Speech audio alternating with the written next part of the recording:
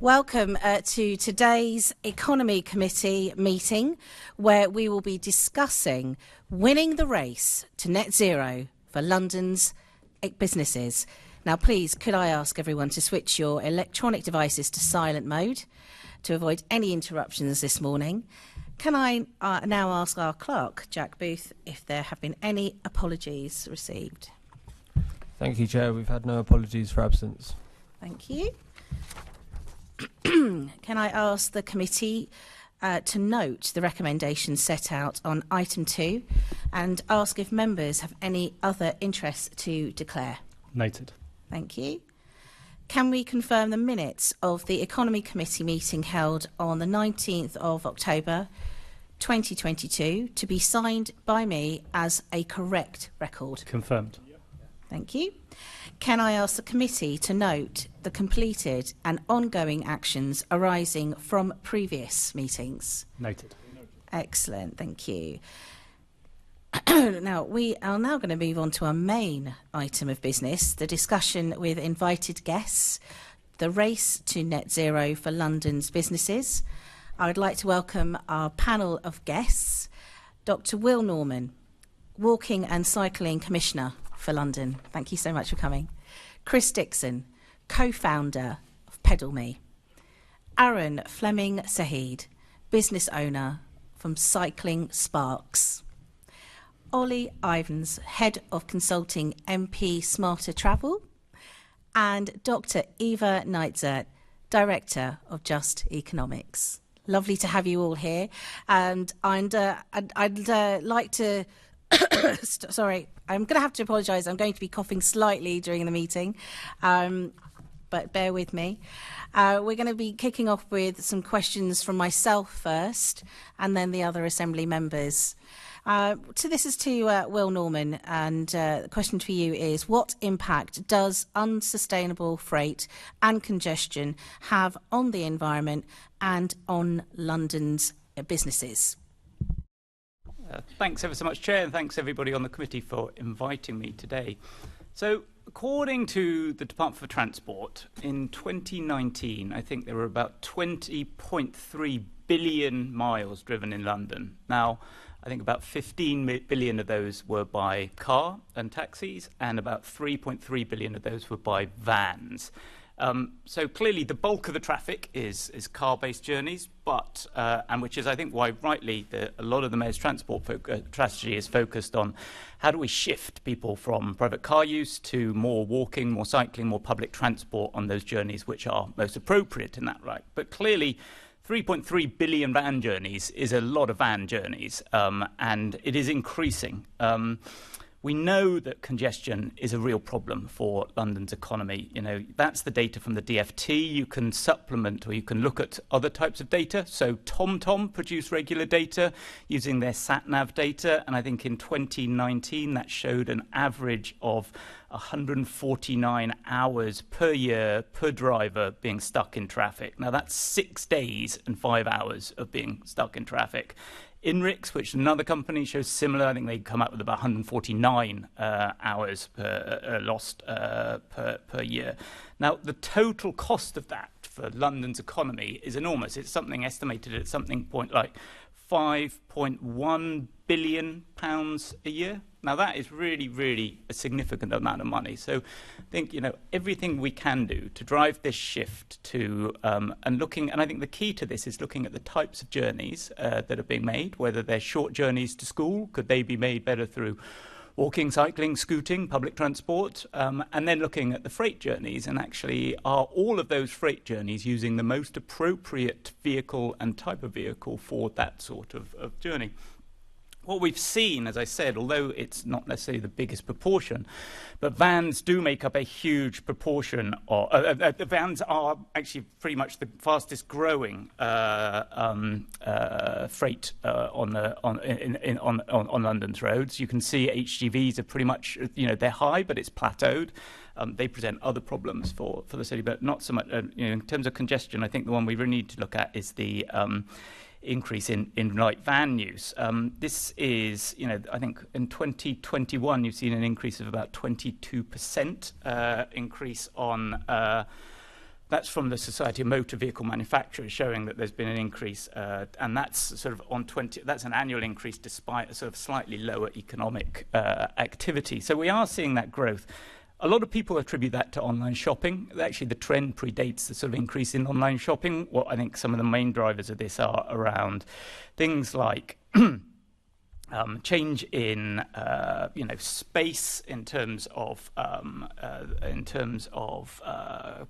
construction, logistics, loss of industrial land space, less of a sort of space for servicing offices. If you spend any time in any offices, you'll see sort of multiple organisations coming in to service a dishwasher on various different levels. So we've seen this big increase, and as I said, that has a huge impact on the congestion. We know the issues that this has on the environment. Over 4,000 people die prematurely from the air they breathe in the city. Over 25% of our carbon emissions come from motor vehicle transport. What we need to do to make the city more effective and more prosperous is look at how can we actually get more efficiency on our roads, and that's looking at the type of journeys. Are they appropriate for the vehicle that's being used? That's distance, what you're carrying. Nobody's saying that every journey, and you can't carry all the cement and girders and everything that's needed to a major building site necessarily on a cargo bike or even a small van. It's finding the right type of journey for the right vehicle and the right type of journey for the right need, and clearly the benefits of that will be on congestion, the economy, and the environment, and people's health. Brilliant. Well, thank you. That's a great setup to what we're discussing today. But can you, in the work that you've been doing, have you noticed any particular differences between businesses that are inner London and outer London when it comes to freight? There clearly is a difference, and particularly if you look at the distances of journeys, the density of journeys being made. One of the things we have been doing is a spatial analysis of the freight journeys and seeing, well, what are switchable type of trips. And if you think about focus on those van journeys just for a moment. I think the real opportunity, and colleagues across this panel will probably have a much better experience than mine because they live that on a daily basis in terms of the moving around. But I think there's a huge opportunity there for switching some of the van trips to cargo cycle trips, particularly in central London and parts of inner London, as well as some of the town centres, Canary Wharf, Stratford, Kingston. I can list some other ones of that, but that strategic analysis that TfL have been doing really demonstrates that there is potential to switch trips. The potential is there. It could save potentially up to 150 million kilometres per year by 2030 if we can actually realise that full potential. Now that's significant. 150 million kilometres is a long way, and if we can shift that through that transfer, I think there is the opportunity. But I think we need to be realistic about where that opportunity exists in terms of spatial planning and how we realise that within the city. Eva, can we move to you? The work that you've done with Just Economics there's been quite a thorough analysis from your group. To what extent should the decarbonising of van freight in London be a priority for the Mayor? We feel it's a huge priority for a number of reasons. So obviously, we won't be able to reduce carbon emissions as quickly as we need to. And then there's the health costs as well. In our research, we were costing up the environmental and social externalities associated with diesel van deliveries and comparing those to electric vans and to deliveries by e-cargo bike.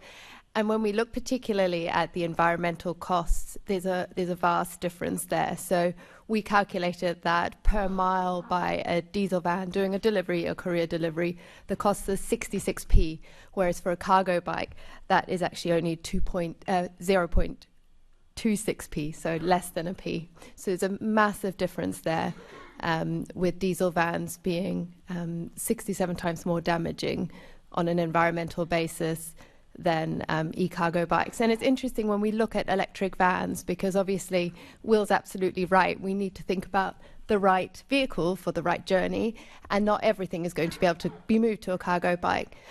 What we see is that electric vans are substantially better than diesel vans on the environmental front.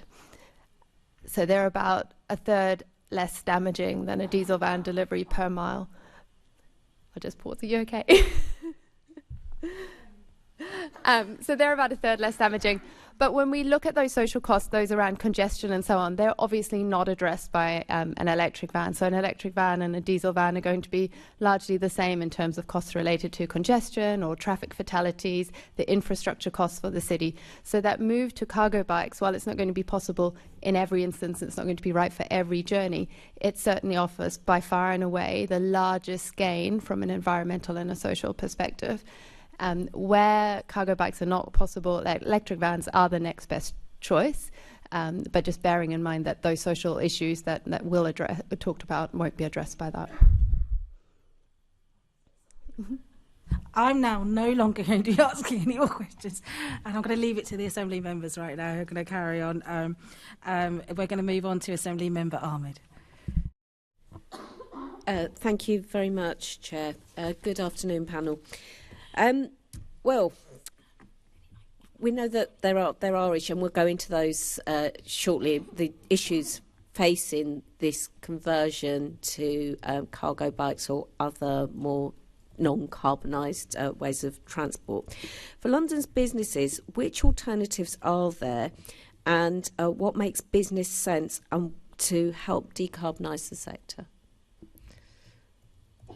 So, there's a raft of, actually, I think some of my colleagues on this call, on the panel, probably be better placed than me. But what we're seeing across the world is this massive expansion in cargo bikes. It's a fast-growing market. It is, I think, we are lagging behind some of our European neighbours. I think in the UK, about 4,000 cargo bikes were were sold last year. That's compared with about 150, or so about 103,000 in Germany. Yep. So we are seeing this there is huge opportunity here. We reckon there's the potential, as I said, to shift by 2030 to shift about 150 million miles of worth of shift. But we're not there yet. The uptake is growing. I think there was growth for about 37% in sales last year in 2021. So the potential is there. But it is down to those individual businesses to figure out quite what the best mode of transport is for them. And I know there are a range of if you look at the types of things that are being carried around in terms of how they're being used. You can see them being used from everything from parcels, groceries, flowers, construction materials, you name it. The cargo bikes have a role to play. But as Eva said, that the Ivens have a role to play. There are some things which will have to be carried in by heavy goods vehicles. Now, we want those heavy goods vehicles to be safer. Tragically, there was an incident this morning with a 12-year-old boy being hit while cycling on their way to school this morning, hit by a heavy goods vehicle. This happens far too often in our city, so we do need to make our vehicles safer. For London's economy to work, we do need a range of these different modes. Cargo bikes have a role to play, but the vans and the heavy goods vehicles do as well. But that is largely down to the individual. It's not for me to prescribe for individual businesses what makes most sense for them. I think what is interesting is when you demonstrate the potential for some of the cargo bikes for people, that is really an eye-opening moment. And we've got this little team in TfL who are brilliant, and they do these trials with different people. Their role is to sort of champion it and let different businesses try something else. So they did some work with one of the SMEs working on Crossrail, and they sort of looked at delivering tools and various different bits and pieces to a Crossrail site. By doing that, they saved 31 minutes per journey on each van. They saved about 10 kilos of carbon per van. It was £65 cheaper. Now, I'm not attributing the turnaround in Crossrail just to cargo bikes here, but it's very interesting to see how this you can actually sort of significantly sort of question people's sort of assumptions. Actually, a massive building project like Crossrail. Same with Tideway, same with HS2. They're all beginning to use cargo bikes for certain things because it's quicker, it's cheaper, it's practical when you're delivering a generator, some tools, somebody forgot to order some bolts, whatever it might be. That then makes more sense. But if you're trying to bring in enough concrete to build a tunnel, I would probably recommend, no offence to any of the suppliers here, but I would probably not recommend a cargo bike being the best opportunity for that. So it's down to those businesses and those projects. I'd be a bit concerned about the person riding that bike as well. Me too. Well, what up-to-date data does TfL have on the purpose of van trips in the capital, on the loads that they're carrying, and how are you collecting this to support your strategy? So I think data in this space is challenging. It's challenging getting hold of some of that data. And so what we have been doing, it's a sort of new piece of work actually, and we'll be coming out. We had a cargo and freight policy that was a plan that was brought out about a year or so ago, and we are currently working on a cargo bike strategy, which I think this session will be very useful in terms of feeding in for that. So as I said, we've recently developed a new spatial planning model, which is again looking at where the potential for cycle freight has to replace vans over area and over time. As I said, that points to central London, town centres like Hammersmith, Kingston, Stratford, Ealing, Canary Wharf, places like that. And the model shows that about as much as 17% of London's van kilometres, which is thinking that they're sort of 3.3 billion kilometres, that could be switched to cargo bikes by 2030. In some places, that could go up to about 30%, depending on the density of the it depends on the density of the development and the area of town. So Westminster, West End, Central London, you've got far more opportunities.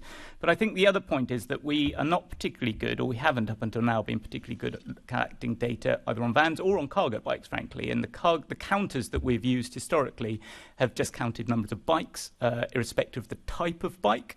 But at the moment, we're trialling some new fancy AI cameras.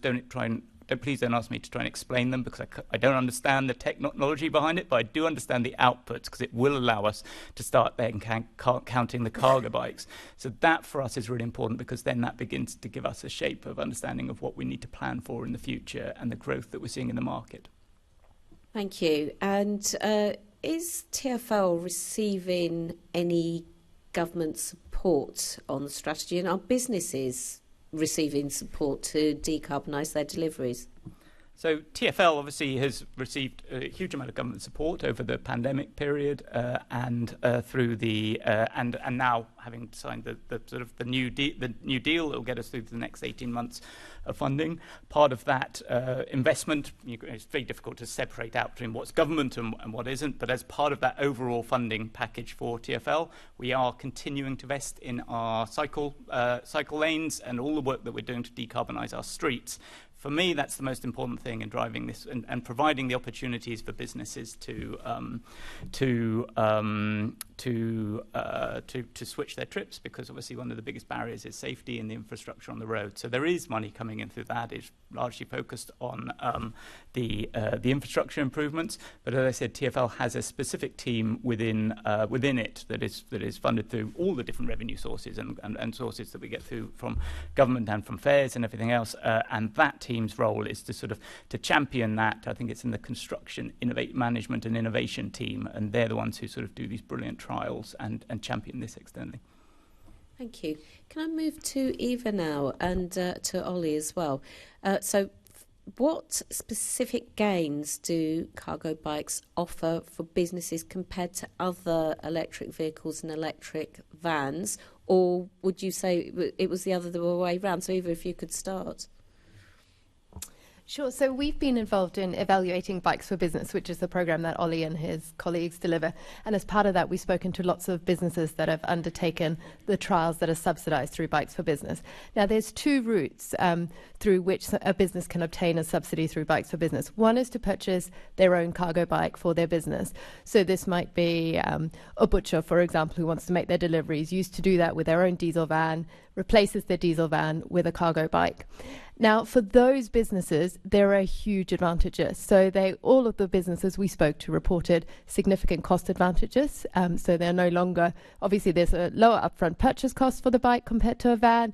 The running costs are lower because you're not having to pay for fuel in the same way. Charging is much less expensive than filling your van up. They're not getting the parking fines they used to. So overall, the costs are lower. And they're also reporting significant efficiency gains. So they're finding they can make their deliveries far more quickly because they're not stuck in traffic. And obviously, that's a huge win for businesses.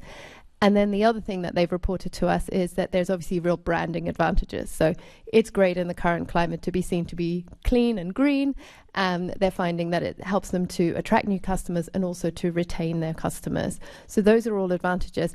Some businesses have also said that actually for them there's a health advantage because their staff who are making the deliveries are now being active. It's a form of active travel, being on the cargo bike as opposed to sitting behind the wheels of a van. So that's been sort of employee well-being has been another benefit. So that's for the businesses that purchase their own bikes. It's a slightly different story for the businesses that have gone through the other route within Bikes for Business, which is where they receive a subsidy to try out cargo bike courier deliveries for a month. Now, for those businesses, they're reporting really high satisfaction levels with the cargo bike courier company. So the vast majority, around 88%, are giving 5 out of 5 when they're asked to rate their cargo bike courier company. So satisfaction is really high. They're saying their deliveries are happening more quickly, more efficiently, in a more timely way, that they're having those branding benefits as well because their goods are being delivered by a cargo bike. What's not happening for most of the businesses that are using the cargo bike courier deliveries is any cost savings.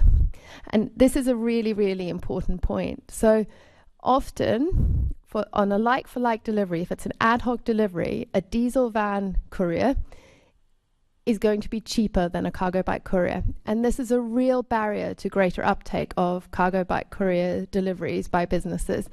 And it was the single biggest factor that the businesses that did the 1-month trial with Bikes for Business, who then stopped using cargo bikes, and we asked them, why did you stop? And they said it was cost, because it was just so much more expensive than a diesel van delivery.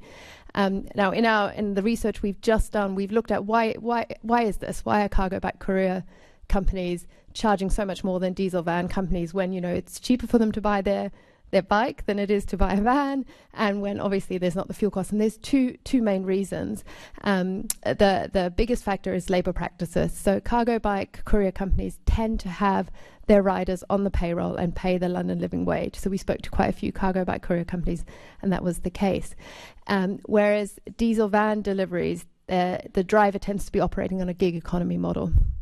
So one of the biggest differences that explains that cost differential, you know, cargo bike delivery companies should be able to have that natural cost advantage, right? Because of the cheaper running costs, because of the cheaper upfront purchase price.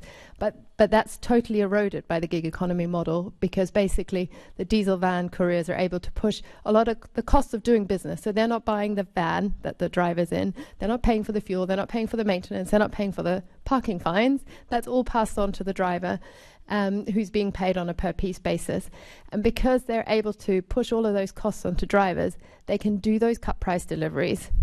And the cargo bikes just can't compete with that. And that you know, it creates a huge issue in terms of, obviously there's the impact on the drivers, but it also is a massive barrier to achieving a modal switch to cargo bikes and to getting that pace of change that we need if we really want to realize some of those targets and the potential to get that switch by 2030 that Will was talking about. That's not going to happen unless we can address some of that pricing differential. And is it a significant pricing differential? Now, it varies, and Chris will be able to speak to this as well, because there are some... The issue with it is it depends how those cargo bike courier companies are being used. So when they're being used on an ad hoc basis, so someone says, oh, I've got one parcel to deliver, then they tend to be a lot more expensive, can be 50% more, up to twice as much as a diesel van delivery. And if you're thinking somebody is, you know, we had examples of, say, a coffee roastery that is sending a kilo of coffee somewhere, and the price is twice as much to deliver it. That's a significant proportion of the product cost, right? So it makes a real difference in those instances. However, if you use the cargo bike companies in a different way, so we spoke to companies that, for example, you can pay for the rider per hour, and you can then, if you can make sure your deliveries are organized so you can do multiple drops in a close geographic proximity, that brings the cost per delivery down. But the issue is that there's a lack of awareness amongst a lot of businesses that that's the way to make cargo bikes more cost effective. And the second element is that businesses that we spoke to, when we explained this to them, they said to us, well, yeah, but my customers expect my delivery. They want, I want to be able to order it at 8 a.m. and have it at 1 p.m. And so for them, that kind of clustering of deliveries just isn't possible. And vans, unfortunately, because of that gig economy model, they're able to do those ad hoc deliveries much more quickly. So there's not a fixed price differential. It does depend on how the delivery is being organized, but it can be up to twice as much as for an ad hoc van delivery. Thank you. Ollie, did you want to add to that? And then I can see Chris, but I had just asked about Ollie. That was exactly what I was going to say. Thank you. You read my mind. I think actually, just to keep on that topic, I'll let Chris go first, and then talk a bit about kind of comparison against electric vans. So, I mean, it does very much depend on the type of work. Where speed is a factor, that carries a premium. We are faster from point to point. We can, normally in the centre of the city, guarantee a much more accurate time point to pick up and a much more accurate time point to drop off. So when you have a perishable good, perishable goods, hot food, for example, we are absolutely cost effective in that, because we can beat congestion, and therefore and our clients on that basis are very happy to pay for that, because it must be picked up then and it must be dropped off there within that window. So it depends very much on the market you're talking about. If you're talking about drop density, yes, the gig economy model does definitely affect the price. So typically, if you are engaged with one of the bigger players, they will outsource a number of drops to either that's an individual or an entrepreneur, who then would spread that amongst his drivers or their drivers that they would engage. And then there is an agreed price per drop.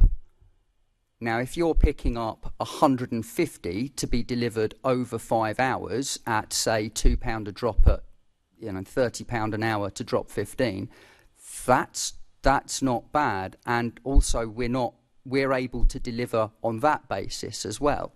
So from my point of view, there aren't many areas that we can't compete on price at PedalMe specifically, but that is just our experience, and I can't speak to other pricing models.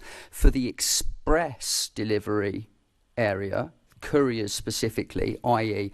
I've got something that needs picking up in West 1, dropping in the city, done something to it, coming back the other way, that we are, again, much more competitive and quicker, and therefore cheaper, because we bill by time and we're spending less time. So it depends if you charge per drop, and if you have a fixed charge per drop as well, or if you have a moving charge per drop. So we try and save people time and money. We're on it to try and get that done, and then we come in cheaper because we're motivated to be cheaper, so it grows our business. It's very complex, and we are comparing. There's so many different types of use case for the cargo bike. So, and we focus on getting it done quickly, and then charging a premium on being able to get it done more quickly, and we can, and that's how we build our business. Other companies, it depends. If you're just in delivery, it can be really difficult to make that work. So what we try and do is blend delivery with courier, because they're different markets, and subsidize, sort of cross-subsidize parts of one type of delivery with other types of courier work, and you find that blend and build it from there. Okay, thank you. That's very interesting. Ollie, did you want to add something? Yeah, sure. So as Eva mentioned, our consultancy runs the Bikes for Business project, but we also have a number of other cargo bike promotion projects, and we've kind of got a lot of learnings from those. One in Islington, one in Brent, another one currently launched in Hammersmith and Fulham across the whole borough, and another one across the whole of Brighton and Hove. So that nice range of geography that we mentioned earlier, that sort of inner London, central London, greater London. And what we do is we kind of pair these businesses, again, as Eva said, with not only couriers like PedalMe, for example, but also services. And we've got Aaron also on the panel representing, the trades as an electrician. And we've built a services directory where couriers and services combined now, you've got about 150 different options in London that will arrive by cargo bike. And so I think that's a massive gain for businesses, is there's a whole host of different things for a single business that can all arrive by cargo bike. I mean, take a hotel, for example. You could get the fish, the meat, the bread, all delivered by cargo bike. Any sort of fitting of rooms, the electrical work, the handyman work, the plumbing can all of those tradespeople can arrive with their equipment by cargo bike. So a whole host of different services there. Some other gains, there's been massive benefit in our business engagement. We've probably spoken with over 2,500 businesses now about cargo bike adoption. Loads of them mention ULEZ, and cargo bikes are solving a problem for businesses there by being an immediate solution that is very, very low cost for uptake. I mean, the most expensive cargo bike is £12,500. Compare that, cheapest electric van, about £24,000. So it's a much lower upfront cost for a vehicle that can still carry 2 meters cubed of goods.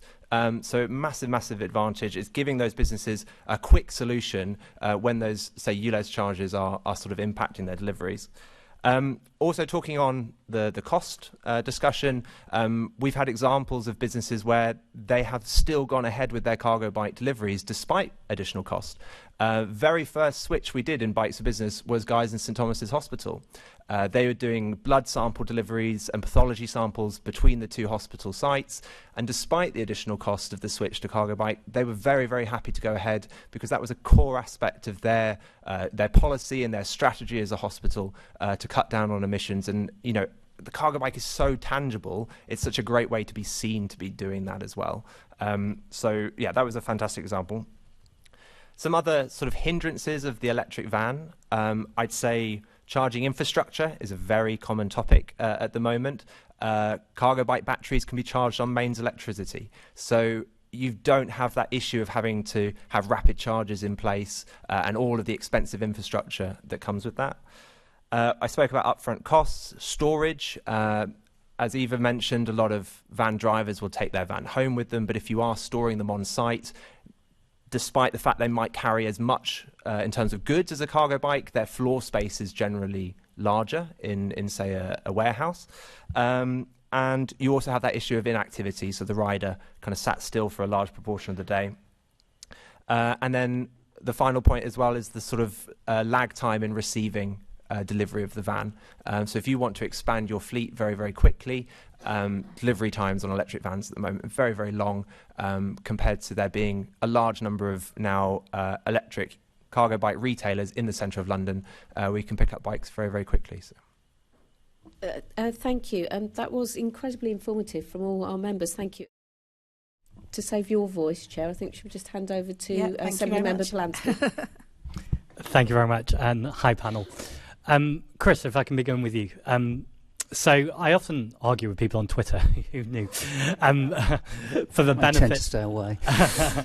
of cargo bikes, in terms of the most obvious thing people say is, how do you expect me to carry on my business with cargo bike? And actually, frequently, there is usually a video of said product being transported by cargo bike, yes. And actually you can then have a constructive conversation. What would you say are some of the surprising things that you've come across that have been able to be transported? But on the flip side of that, what is prohibitive and what is unsuitable to be delivered by cargo bike? Very good question. We've had a cement mixer on the front of our bike. We've had a fridge freezer on the front of our bike. We've towed a bigger fridge freezer using a trailer on one of our bikes. We do house moves by bike. There really isn't many limitations to what you can actually move. It's a question more of technique than it is of capacity on the vehicle. You know, how do you keep it pointing in the right direction? Sean, you've been involved in an interview on the front of one of our bikes being towed by another bike with a trailer. We do try and push the envelope on demonstrating what is what is actually possible. Limits, I think fairly, width, you can only really go so wide. You can stay in balance, but then you have an effect on the space around you. So you want to be as discreet as possible with the shape and size of what you're carrying, so that you still retain the advantages of being on a bicycle. So you want to be able to filter through and around, use infrastructure where necessary. So the limit is kind of set by, currently, because there is a lack of regulation on this, is set by the practicality of trying to get it done quickly. Makes sense. Is geography ever part of that practicality? So, for instance, downstream of Tower Bridge, for instance, there aren't any easy river crossings. Does that sort of thing play into where it's easy for the cargo bikes to get about?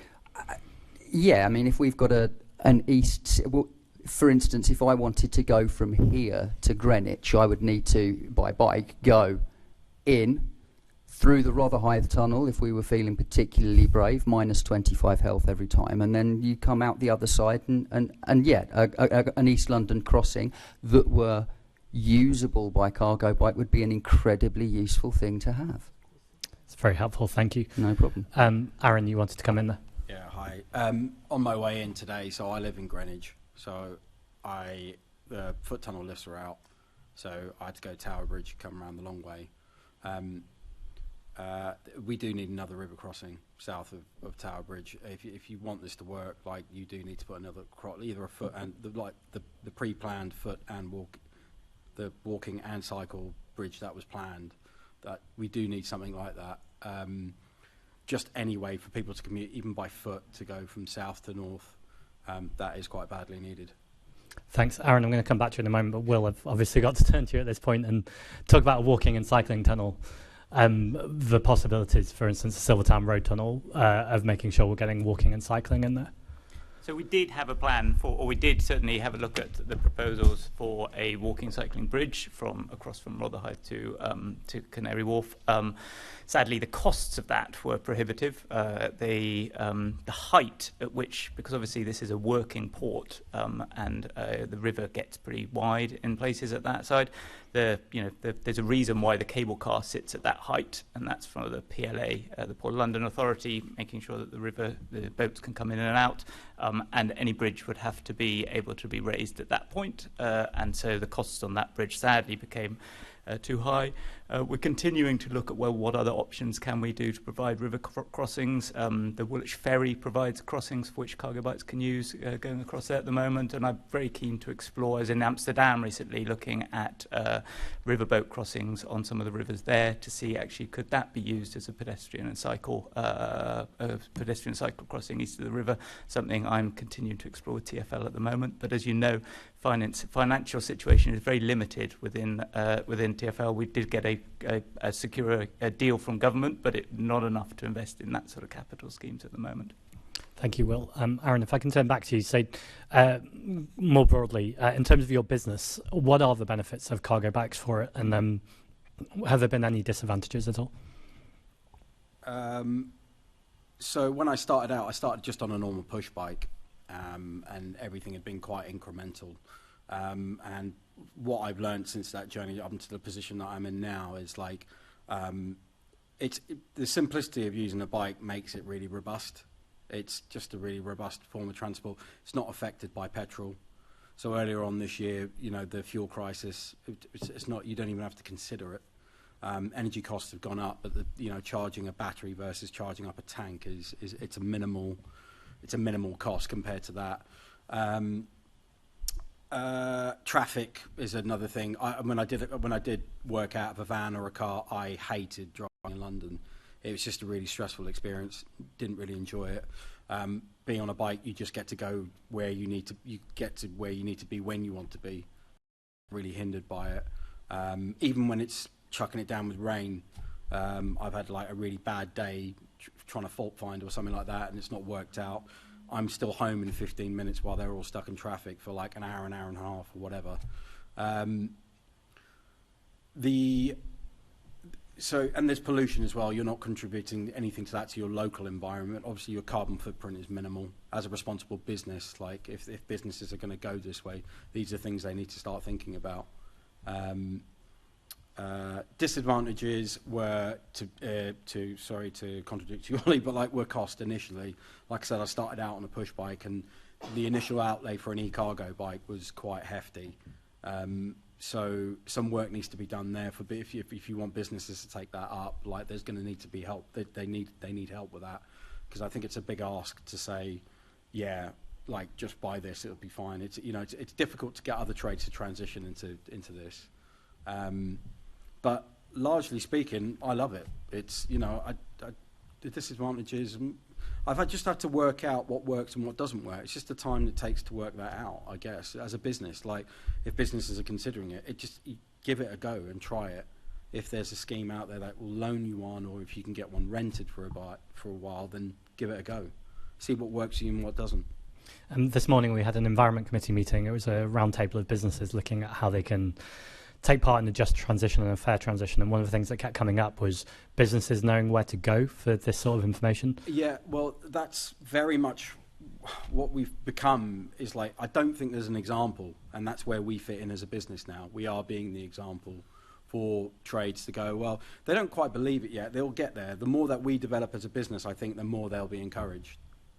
So is that a significant part of your work, is almost consultancy or working with other? No, okay. No.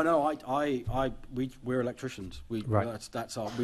We're sort of the example by doing, essentially, and pushing the idea as far as we can with it. So you're just essentially providing a good service in terms of if people have questions, and you're happy to do that, but it's nothing to do with your business. Well, no, not really. I mean, it's the first time I've been to anything like this, so. No, I mean, it's very much just, it's been a quite simple idea, and I've just pushed it to this point, and that's what we do. We're domestic and commercial electricians that carry out their work by e-cargo bike. Thank you very much. Ollie, if I can explore this thread with you, what incentives have you seen that have shifted businesses to take more sustainable ways of freighting? Yeah, I mean, just on that last point, we do offer the consultancy service, right.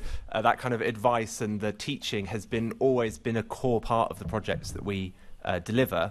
On incentives, there's various different monetary incentives that have come and gone.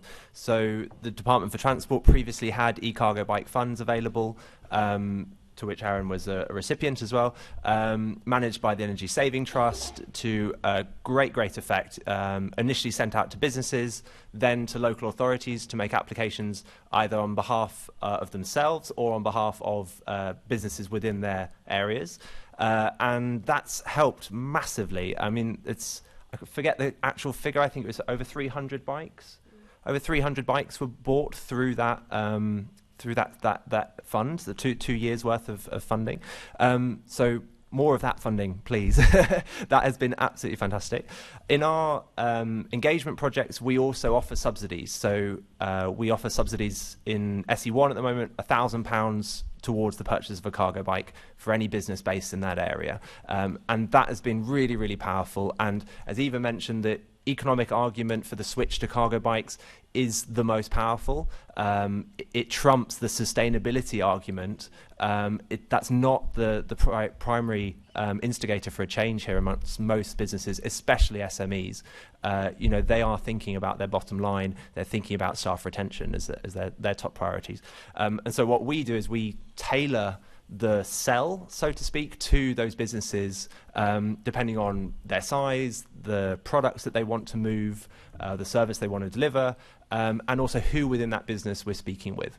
So if I call someone up or I go visit a business and it's their marketing manager, I'm going to be pushing all these points around sort of how obvious and tangible it is, how eye-catching it is, how great it is to have your livery and logo plastered across the side of a cargo bike versus a van.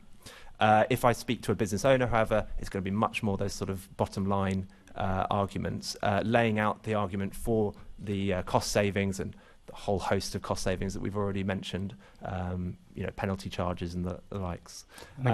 Sorry. Yeah, sorry. I was just going to go on to talk about education. It's amazing how much it's changed over the 3 years that I've been talking to businesses about cargo bikes. First year, a lot of those conversations would start with defining what it actually is. And now, between the two phases of our Bikes for Business project, we've seen over 450% rise in the cargo bikes going along some of the key junctions in the project area. And the conversations have changed dramatically. Businesses know what we're talking about. They really want to get on board, and we're seeing a sort of steep increase in the number of businesses taking part. In the last 9 months, we've got 105 businesses now using cargo bikes in some way or another. So. It's amazing. In terms of, so some businesses are adding cargo bikes to their petrol and diesel van kind of usage. What incentives do we still need to help people make a complete replacement, so actually they're completely going green in that sense? So I think firstly a good point to make is we've made that point a few times, that not every delivery can be done by cargo bikes. So there will always be an opportunity for using larger vehicles for longer trips that a cargo bike just can't cover. I think to really encourage that transition,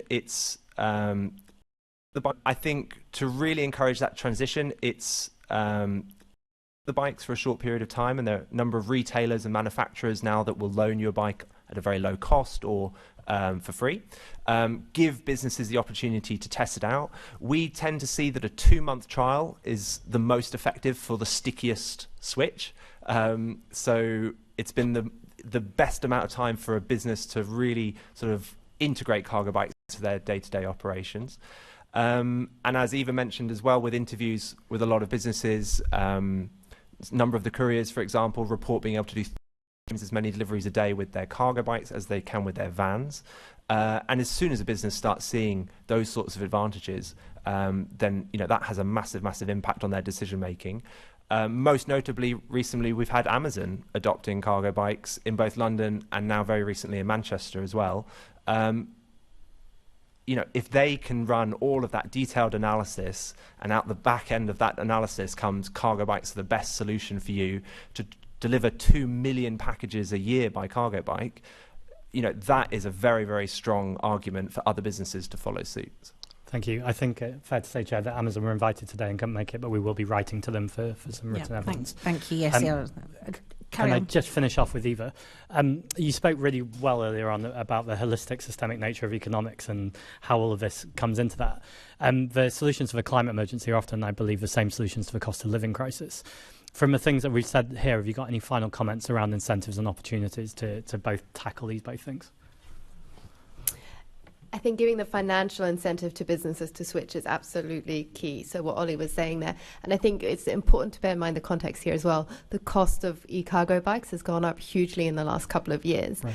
And so whereas it was a fairly cheap proposition, and admittedly for some small businesses still a significant outlay, some of those bikes have gone up in price by around 40%. Isn't that right, Ollie? Yeah.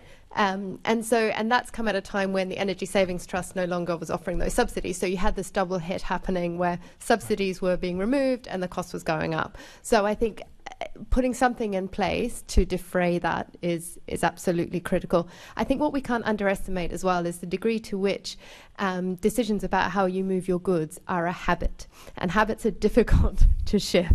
And we have spoken to lots and lots of businesses that will say, of course I care about the climate, of course I care about the environment. So that commitment to doing the right thing, doing the green thing is absolutely there with a lot of businesses. But that in and of itself isn't enough often to lead to the behavior change that you want to see. And that's why I think I would caution against having just an awareness raising campaign that shows how green and environmentally sustainable cargo bikes are. That on its own will not see the level and pace of transition that you need to see. So I think it does need to be paired with financial incentives or some other measures that bring down the cost of running a cargo bike in London. So I'm thinking of the courier companies here specifically.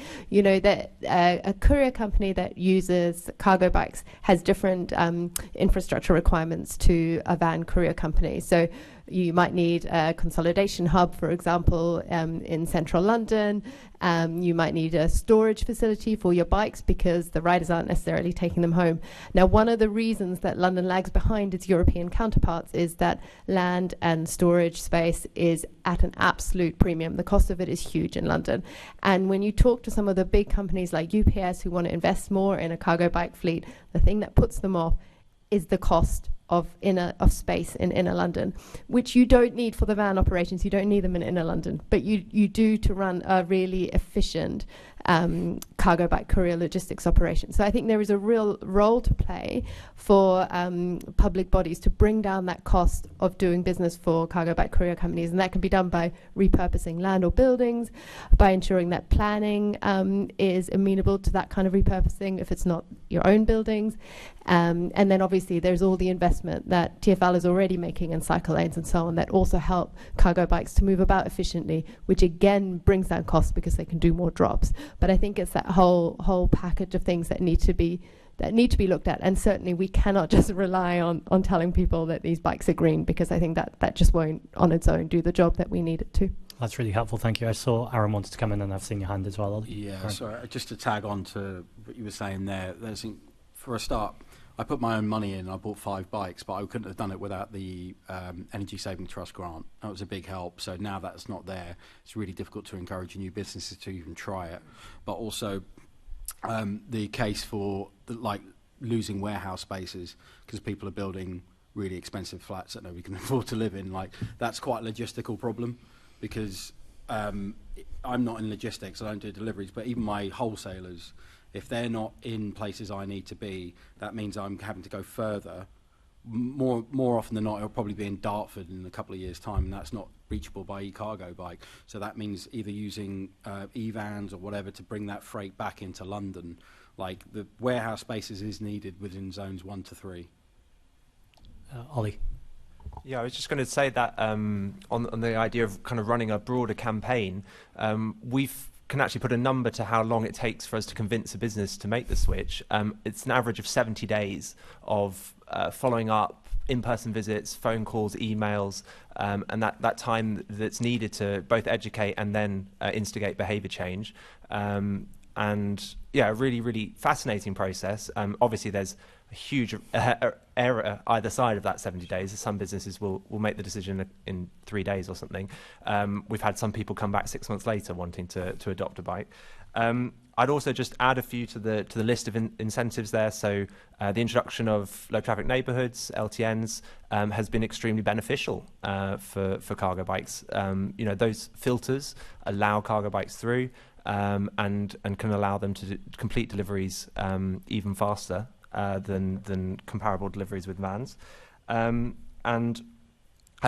we mentioned standardization of cargo bikes, which is something I believe is coming.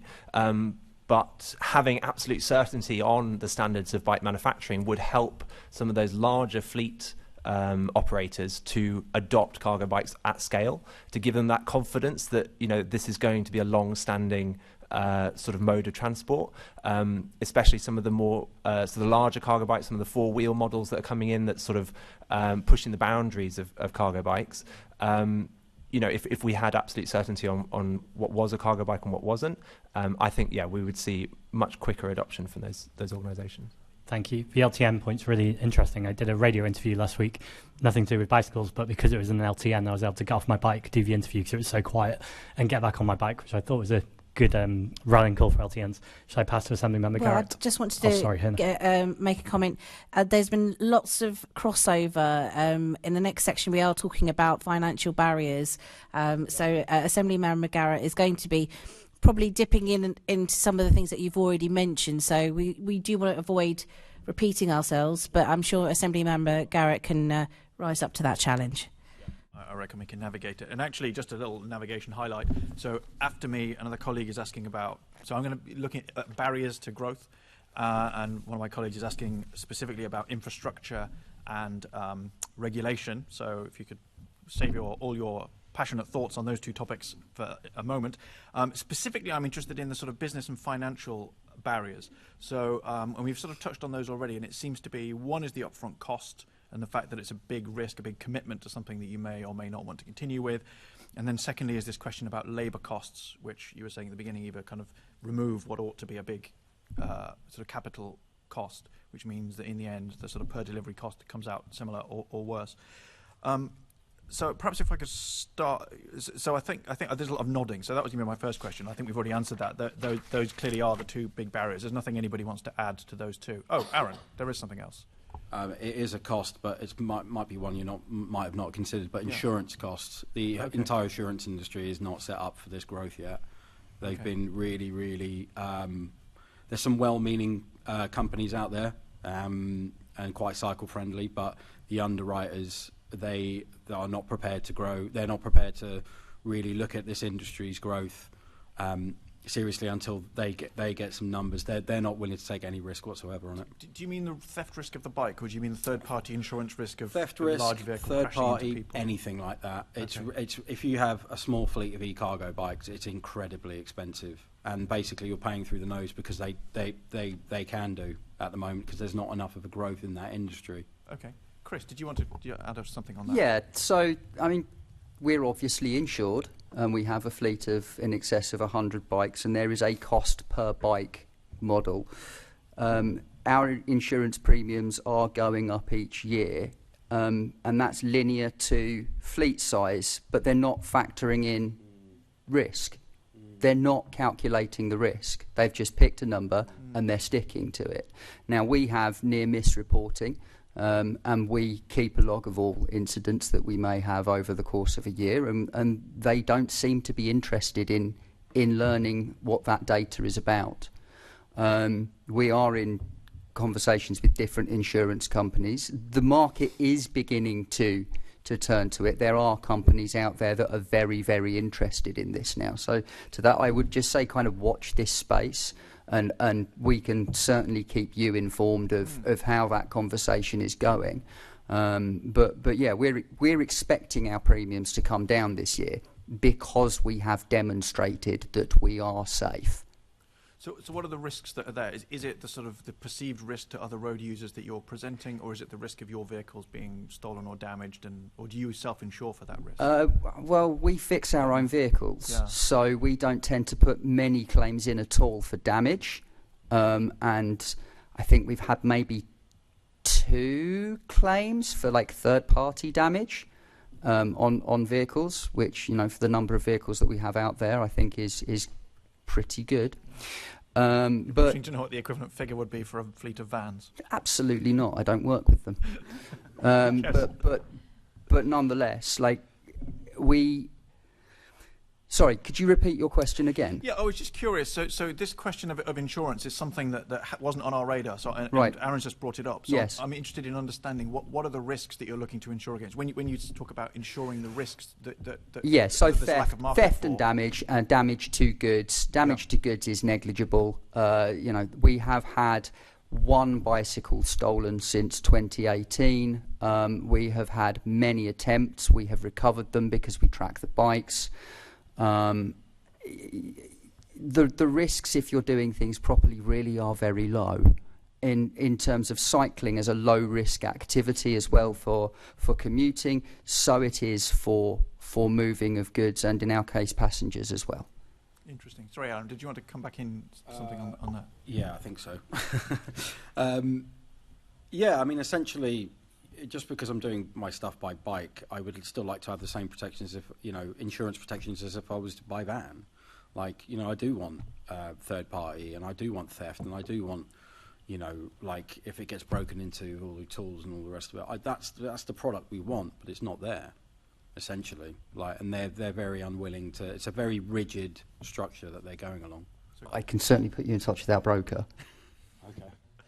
Well, if nothing else comes out of this afternoon's meeting, we've achieved that. I mean, that's the interesting thing we can take away, actually, because that wasn't on my radar at all. But obviously, as the economy committee, that financial services is something we've looked at before. We can maybe prod some people with a stick and point to an opportunity that exists, maybe. So moving on to the question that sort of came up earlier about this difference between the terms and conditions that tend to prevail for e-cargo bike riders versus van drivers. And actually, I know we spoke a bit about this, Chris, previously when we met, and you were quite proud of the fact of the way your company operates.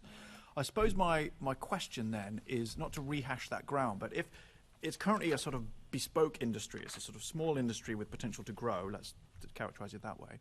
If it were to grow and become mainstream, which is what Will was talking about earlier, the potential, are there enough people to ride all of these bikes? And what does the pipeline of potential riders look like, and does that have an impact on this employment conditions question. I don't know if you want to go first. I think I see several people looking to come in. Yeah, sure. Chris, do you want to? Okay, so yes, there is going to be, in our opinion, significant upskill needed in order to make sure that there is the workforce out there to be able to deliver by cargo bike, not by PedalMe, by anyone that chooses to go in this direction, contingent on the type of vehicle that they use. So there are four-wheeled vehicles out there that are notionally easier to move around because they don't have the risk of tipping over or falling over when they go around a corner. And there are manufacturers designing different vehicles. But then that raises the question, are those vehicles suitable for the infrastructure that we have? That's for over there. Mm-hmm. We train our riders to make sure that we can carry as much as possible to offer ourselves to as much of the market as possible. So when I said we move a cement mixer, that is something that you wouldn't expect to be able to be moved on a cargo bike because it's a large volume item. But we train to be able to make sure that we maximise that opportunity for the vehicles to do as much as they possibly can. I don't think it is something that a standard cyclist can simply get on and do. And that is contingent mostly on what you intend the vehicle to carry. So, Aaron, you're moving how much stuff, how often in your vehicle? Because, I don't know if you've had any formal training, like cargo bike specific, and even if you need it in order to move stuff. The rule of thumb that we use is that if you're moving more than your own body weight, then risk scales quite significantly after that point. Yeah. But in order to make the difference that cargo bikes can make, you need them to be able to carry their full volume and weight capacity.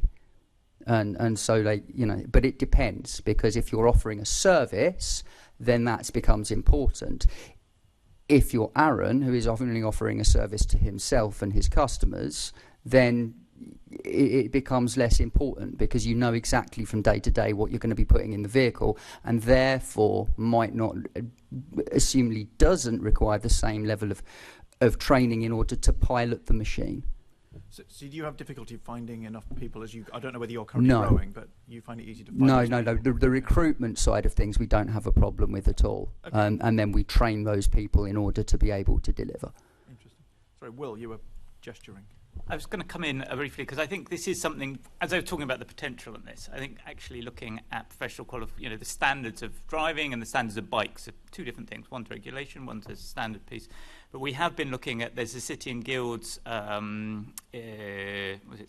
2 e-cargo bike professional standards, and then I think there's a national standard level. I personally haven't been on these courses, but the team have been looking at actually, what are they like, what do they like to be used, and I know I mentioned the trials that we've been doing with different operators. It was interesting with HSS, the tool hire company that took on this trial and bought some of these bikes. They then, with the TfL team, offered a bit, we didn't have the experience that Chris has and the volume of people doing it, but what they did was actually tailor together it was a young person, first job, actually tailoring together a sort of almost a professional course with accreditation on this, which included the bike training, it included some Open University environmental courses, included some first aid, it included some health and safety information about going on to site and coming off site, because obviously that's important for the deliveries, but also bike mechanics, and that was packaged up as a little thing. Again, I think we're talking about something, Chris, and as a bigger entity with 100 bikes, really quite well established. Aaron's obviously got 5 bikes and is doing this quite well. But I think for some of the newcomers, particularly some of those people who are thinking, oh, this is a bit different for us. Yeah, actually, I think this is an area which I think needs a bit more work on, and it's something that we're looking at with them in partnership. Okay, Eva, yes.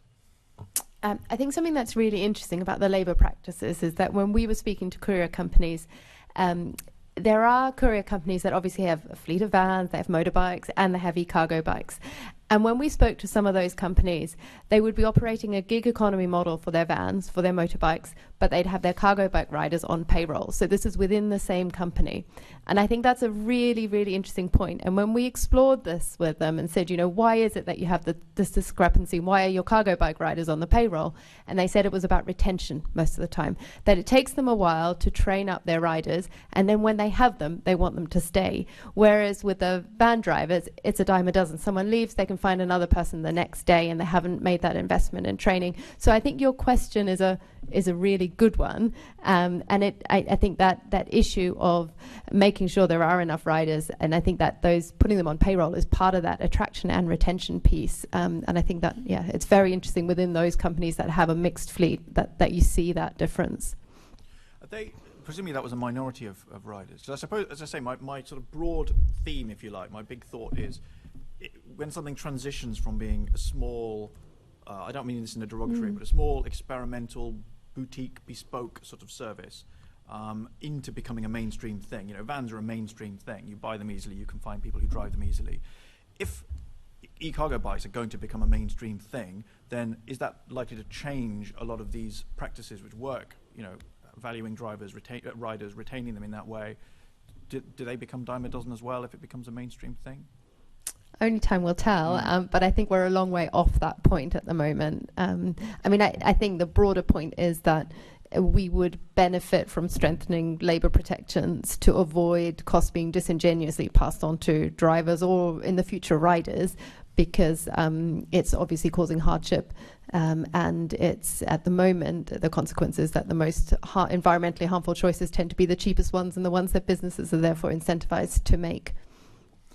Yeah, the other, my sort of final bit really about barriers is about sort of geography, not infrastructure, but geography, and representing an outer London constituency.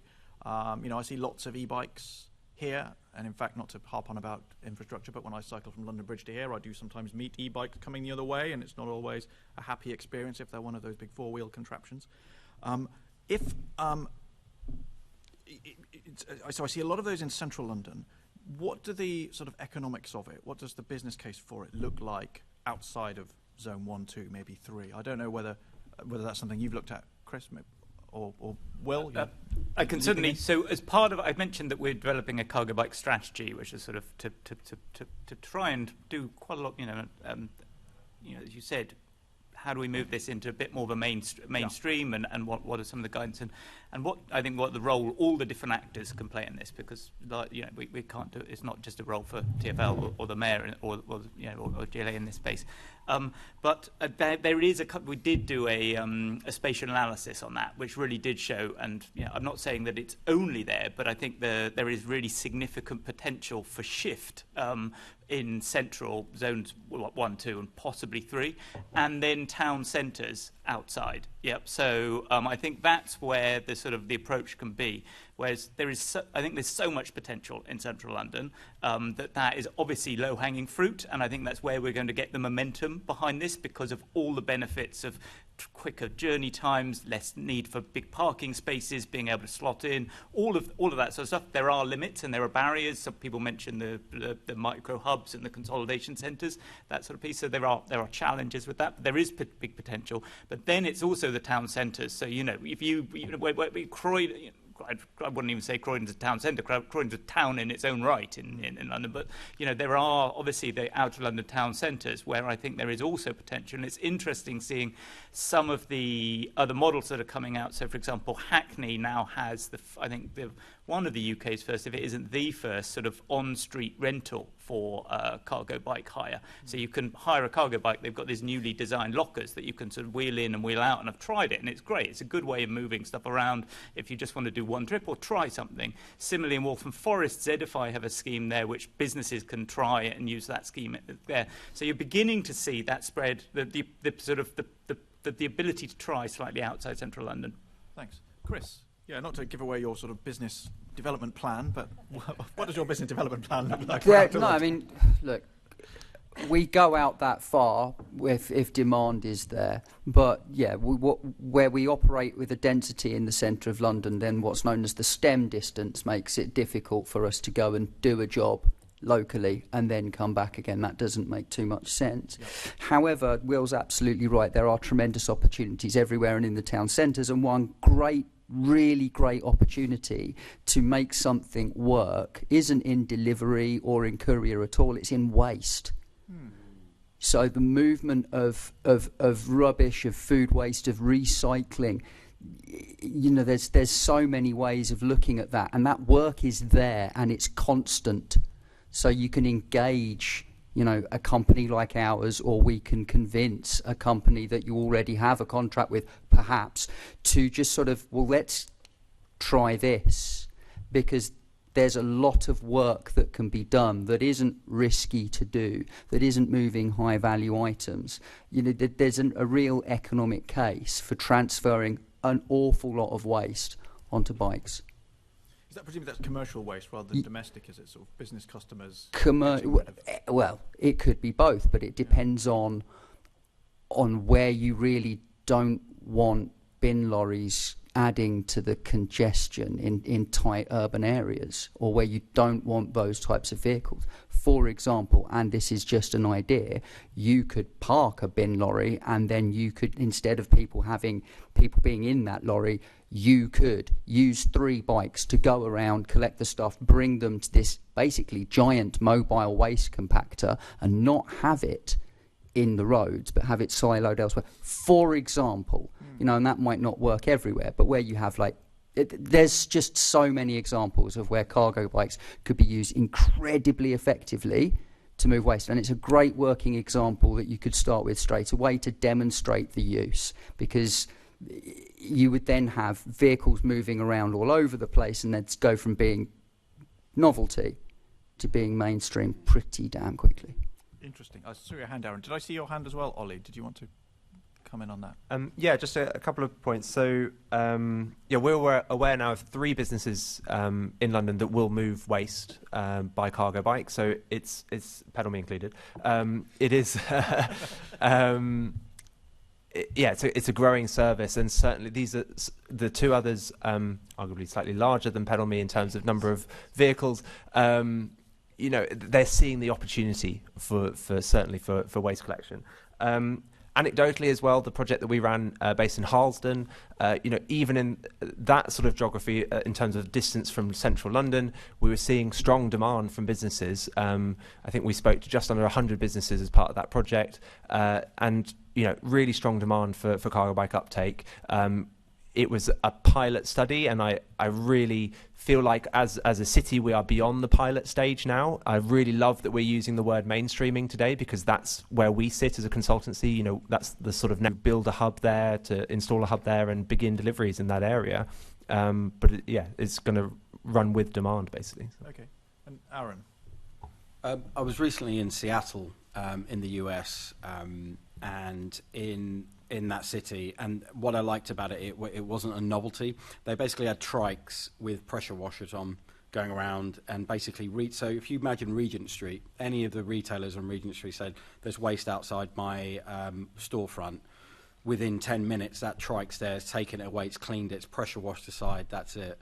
And that was a mainstream, like as you say, that was a mainstream example of that. It wasn't just a niche or a novelty thing. That's a city that's actually putting weight behind what they're doing.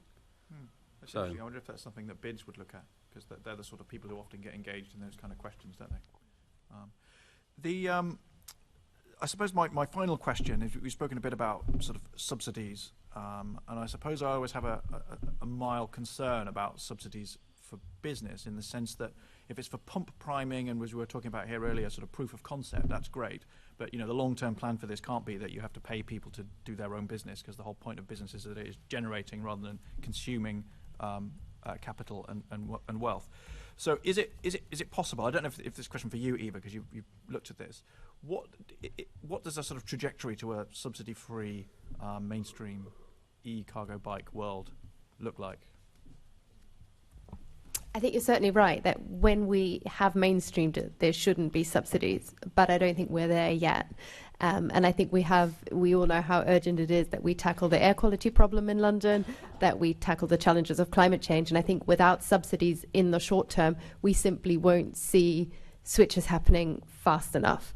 I think that's the situation we face at the moment. And I think we're certainly not while we're all seeing more cargo bikes, we started from a very low base, and we're not at a point yet where there are enough out there on the roads that, in a way, businesses would see them as the natural choice as their next vehicle. So I think we still, at this point, need those incentives for the switch. And I think, we actually have some fantastic opportunities. The announcement of the ULEZ expansion on Friday and the scrappage scheme that's tied to that is fantastic. But within that, there is actually an opportunity to really promote awareness of cargo bikes as something that those grants could be used towards.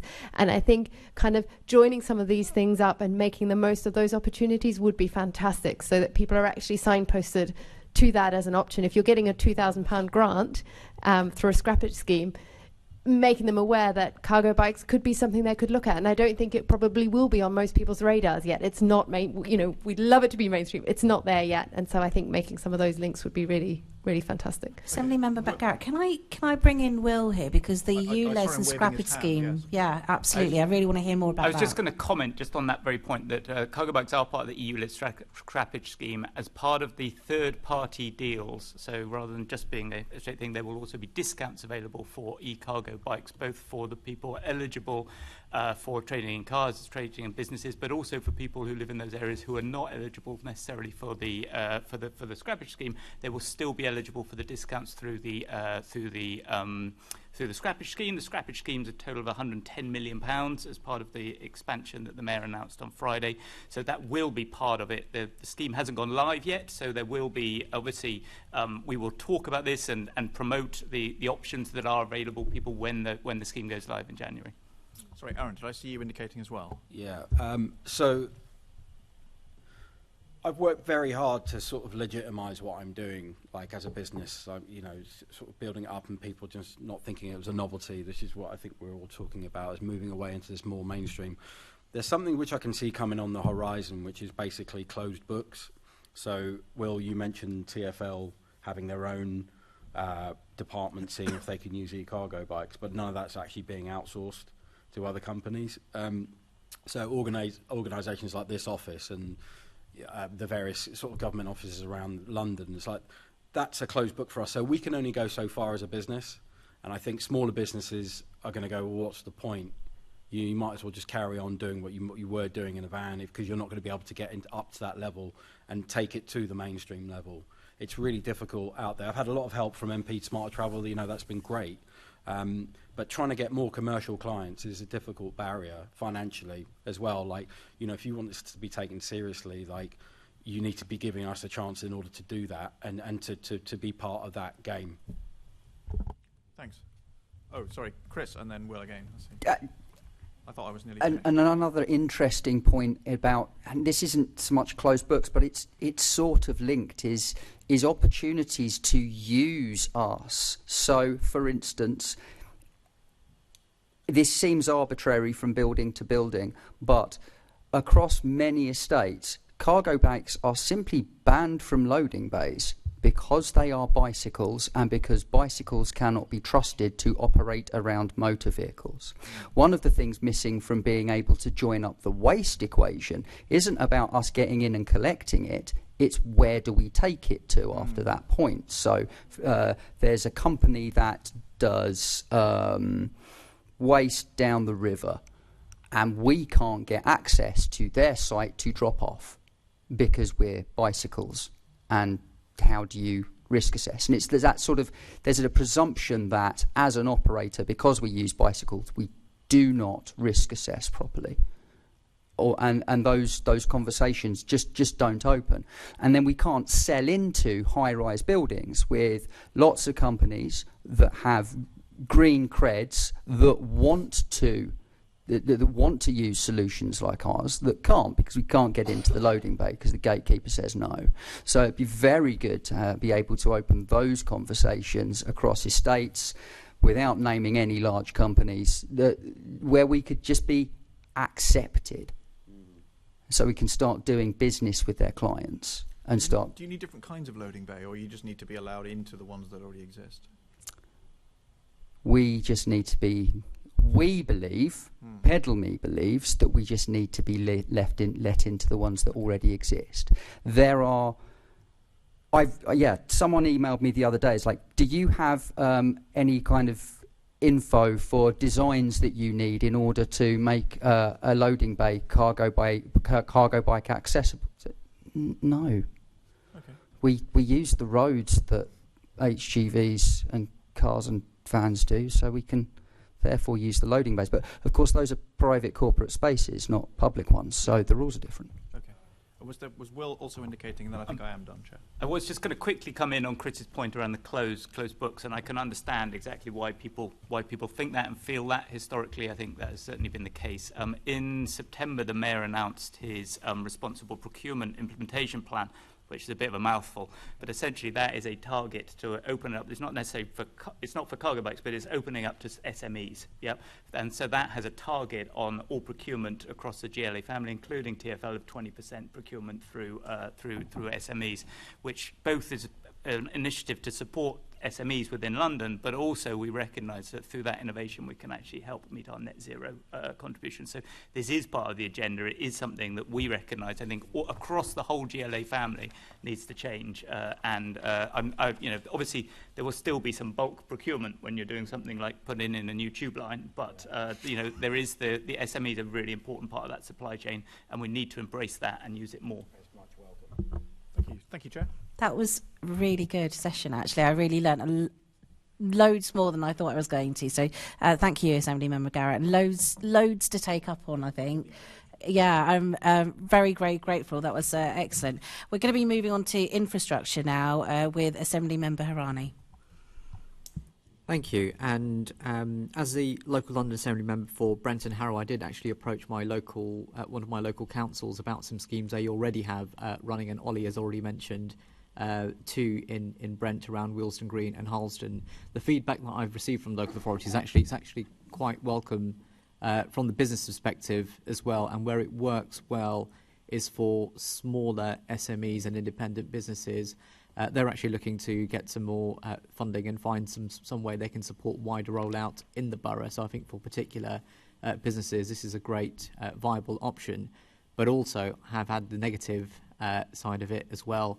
And sadly, Amazon haven't come here today, although they did accept and later withdrew.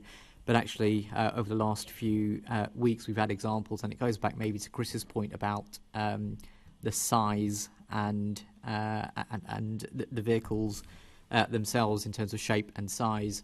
And sadly, we're seeing some large vehicles, which are the size of cars, to be honest, but going where pedestrians should ordinarily be going, whether it's through parks and open spaces or paths where there are runners, buggies and usual park users, and also there's a danger of using pavements as well. I might turn to Will for this question, just because this question touches on the point of regulation, and a lot of these vehicles are also non-identifiable as well. So if you wanted to complain to, let's say, any company that had been that had irresponsible usage of them, especially the larger companies, where I think for some of the smaller ones, if they're clearly branded and logoed, you can easily find maybe who the culprit was and track back, etc. But for some of the larger companies, it is an issue. Would you work with local authorities from sort of your perspective to look at what can be done for regulation? Yeah, so I think one of the challenges here is there are cargo bikes and there are cargo bikes. Yeah, if you look at a sort of a bike type cargo bike, it's quite different to what is a sort of pedal assist smaller four-wheel vehicle. Now that is certainly great. That's better than having from an emissions perspective. That's better than having a diesel van. But they are, as you rightly point out, they are different. One of the challenges here is around vehicle regulations in the UK more broadly. So this is not something that's within the powers of the mayor, the TfL, or within a city area. one of the areas that we are working with as part of the Urban Transport Group, which is an alliance of all the different cities across, or major cities across the UK, which Manchester, Birmingham, the other major organisations, to actually look at how do we look at vehicle regulations and work with Department for Transport so that we can actually sort of, what regulations are required for what things. This has come to the fore with e-scooters, dockless e-bikes. It's beginning to show there's been an advance in technology, but I think some of the regulations and some of the ability to make sure that all of this stuff works for our city and doesn't, in the best way possible for everybody, is slightly lagging in some of these spaces. In terms of the current sort of cycle infrastructure that we've got when we look at bikes, and we could go out and have a look at some of the bikes, I know Aaron's bike's outside. Everybody should go and have a look at it outside. I'm sure Chris has got have you got a PedalMe in the vicinity? I do not, but I could try and call one. Hang on. Well, I'm sure there's one on hand. But, when you look at the different types of vehicles, they actually do fit within the cycle infrastructure that we build at the moment. The widths are right. But I go back to what I think Assembly Member Garrett was saying, coming across some of these bigger vehicles in some of the bike lanes that we've got at the moment, it becomes more of a challenge. And this is one of the reasons why, as I mentioned earlier, we're trialling how do we measure this, because thinking about cycle infrastructure of the future, if some of this becomes mainstream, will we have to relook at what's most appropriate? We have constraints on space, as you will all know, on many of our roads in London, particularly when we're putting in protected bike lanes on main roads. It's slightly different where you've got quieter back routes using some of the sort of quieter ways and some of the low traffic neighbourhoods. That does provide more provision for some of those larger things. I would come back to the fact that using bikes on pavements is not legal and shouldn't it shouldn't be possible. So if people do see that happening, then and it's an Amazon van or whichever brand it is, they should be reported to that company or to the police, because that shouldn't be allowed. And sort of having those things on pavements is challenging. So from my perspective, at the moment, the current cycle infrastructure is able to cater for cargo bikes as the sort of bicycle side of things. We do need to look at those regulations with Department of Transport, because those are Department for Transport regulations in terms of what vehicle classifications exist, where do they go, what licensing and regulation needs to be associated with those type of vehicles. That is something that we're discussing with them. But from our own perspective, we really need to monitor the growth of all these different types of vehicles to really assess what works for our cycle infrastructure. How do we then need to change and continue to modify our cycle design standards, or how do we need to sort of put more pressure on DFT to change some of the regulations? So in the absence of, I understand you put the point that you make in terms of DFT regulation and some changes that need to be made at government level, but in the absence of that, is there anything you can do in terms of providing guidance to some of these companies around responsible usage in the absence of that, obviously working with them to develop it as well? I think the guidance is pretty clear for cycling on pavement. That's not really guidance. That's legal. That's a legal. That is legal. Yeah. That's the law. And so therefore, if people are contravening that, then I think they should be. Then there is a mechanism for dealing with that at the moment. Not so clear on parks and open spaces, though. Most parks and open spaces have their own rules as well. Great.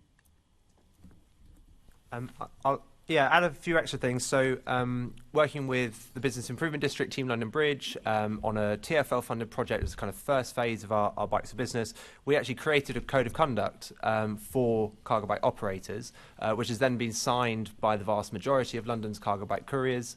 It's now recently been adopted by TfL and is toolkit number 4 of their sort of cargo bike adoption. It has mention in there around parking practice, around rider training recommendations. I believe it stops at bikeability level 3 as the kind of initial level of training that cargo bike riders should be aiming for.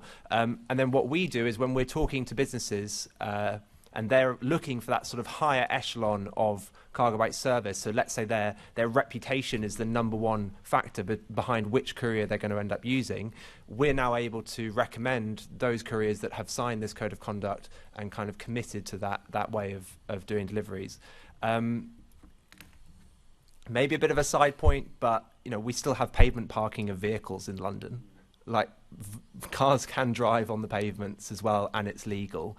That is a bizarre practice in my mind, but perhaps for another day. And then on cycle infrastructure, really take on board Will's point of view that we want to be prepared for sort of mainstreaming of this sort of service. And we've seen a really successful job from Rotterdam where they've actually retrofitted their cycle infrastructure, widened it because they were having so many cargo bike deliveries. And that's been a really successful process for them. So, the option is there to allow this mode of delivery to mainstream and then kind of retrofit in the future. So. Great. And Aaron, do you have anything to add in terms of cycling infrastructure and parking in London? Well, I just wanted to add, so, I think for me, like, our riding has to be impeccable because it's our company, our name's on the side.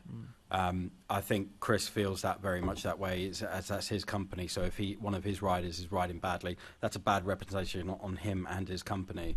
So I see your point about the more riders that, the more companies that adopt this, and with faceless sort of companies, it's not as personal, but that will have a damaging effect on their reputation if they carry on riding like that. All right, Chris, you wanted to add something? Yeah, I do have a few things to say about this. So PedalMe was started effectively by cycling instructors. We delivered bikeability, and we recognised amongst ourselves, and we built our business on this, that bikeability wasn't fit for commercial purpose.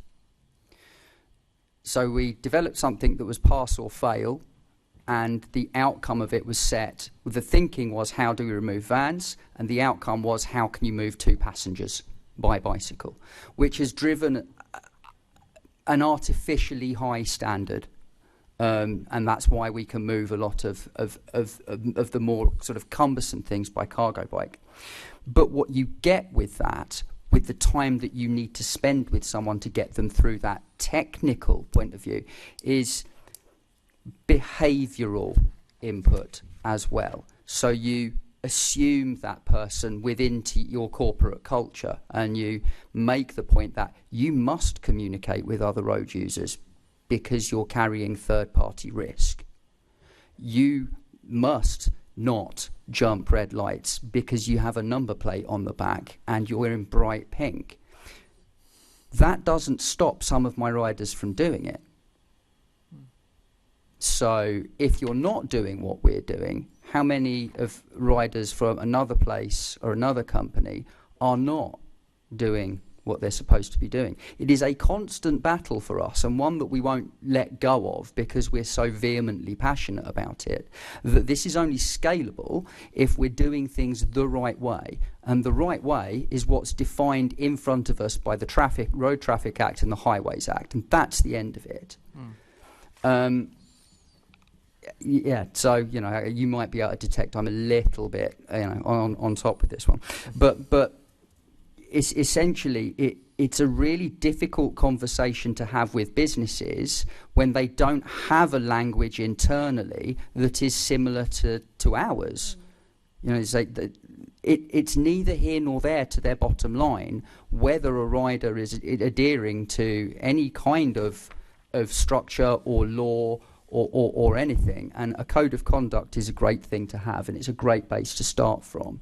But it's not necessarily enforceable, which brings us back to regs, and it brings we haven't even this is just behaviours. We haven't started talking about vehicles or de-restricting of vehicles by various companies out there in order to gain a speed advantage. There's vehicles you see riders with their feet off, just sort of using a trigger, which is not a legal thing to do. So there's a lot of practices that are happening that are kind of turning this industry into a bit of a Wild West, and we really welcome the conversations about regulations, both in vehicles and behaviours, that will help us bring that back and make this more reputable, because at the moment it could go either way. Great. Just going to, I know Assemblymember Bailey was keen to come in. Do you want to come in on this particular point? Just a very small point on this. You've talked about the quality of riders and how they conduct themselves, and I hear what you're saying, but there needs to be a bit of balance here, because nothing a cargo bike rider can do, the van drivers don't do 100 times over in a vehicle that's heavier, much more dangerous, and I mean, we're almost having this conversation as if it's a separate, more dangerous thing. Let's be clear.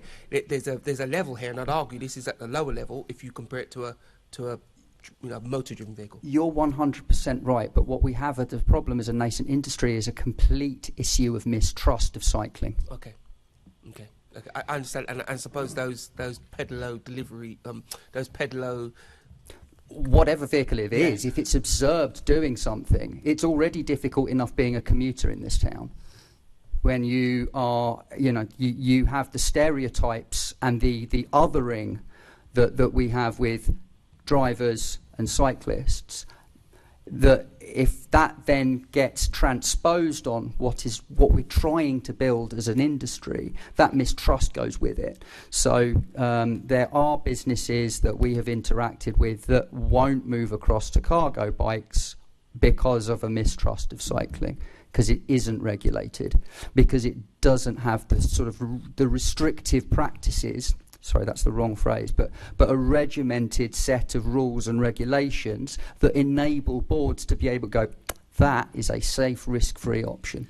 In fact, we'll come back in my own set of questions. We'll discuss this further. I don't want to interrupt my. Will, you want to come in on this point, though? Could I just come in on that very point that Sean raised, which I think is really important? I think the pedicabs have been a real problem. Yep, and this is a prime example why exactly what Chris is talking about, of why there needs to be some regulation to make sure that there is best practice in this space. And I think anyone who's familiar with the pedicabs. I'm not arguing that pedicabs might not play a role in London's transport system. They're a green, clean, fun, or they could be a green, clean and fun way to get around the city. But sadly, they are not regulated through some weird quirk of legislation. We can't regulate them in London, but we can everywhere else. We've been working with Nikki Aiken MP to try and get a private members bill to bring in that regulation here in London. Sadly, there's an issue with private members. Certain members of Parliament having taken issue with the concept of private members bill, not necessarily the content of the private members bill. So we're trying to get that in through a transport bill. But I think this really demonstrates the risk here, that what we don't want is that Wild West mentality that's sort of emerged out of the lack of regulation on pedicabs, creating a bad reputation, poor experiences, lack of criminal record checks, no safety. We've seen a fire in a pedicab garage near Union Street, right outside, ironically enough, the London Fire Brigade headquarters. All of these problems show what happens where this is not regulated. Whereas I think the examples of PedalMe as well as not pedicab. I know I should read this thing. Sorry, but this is something that really vexes me, and it shows what you can do when it's done well, and how this can bring up that whole reputation. And I think when at an early stage of an industry like this, reputation is everything. And I don't mean that as reputation for every individual company. I mean for the sector as a whole. And that's why those regulations, I think, are so needed from a national level. And it's something that we're working with. And I know colleagues in the House of Commons are also committed to this, because I think it's shared cross-party recognition that this is not working at the moment in terms of the pedicabs. And my point is that we don't want that risk to transfer over into this. Right.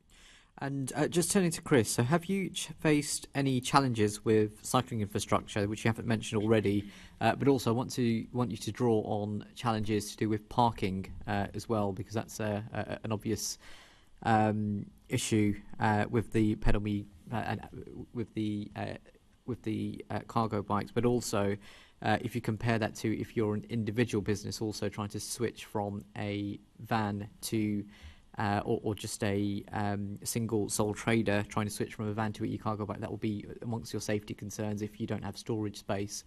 So, Chris, in terms of parking and your fleet, have you faced any challenges or issues? And are there any proposals that you feel would help to address this? Not on an operational basis, more when a rider has to take a bike home with them. So in residential areas, there are some places where it is virtually impossible and you would just need to lock it to a lamppost somewhere near your home.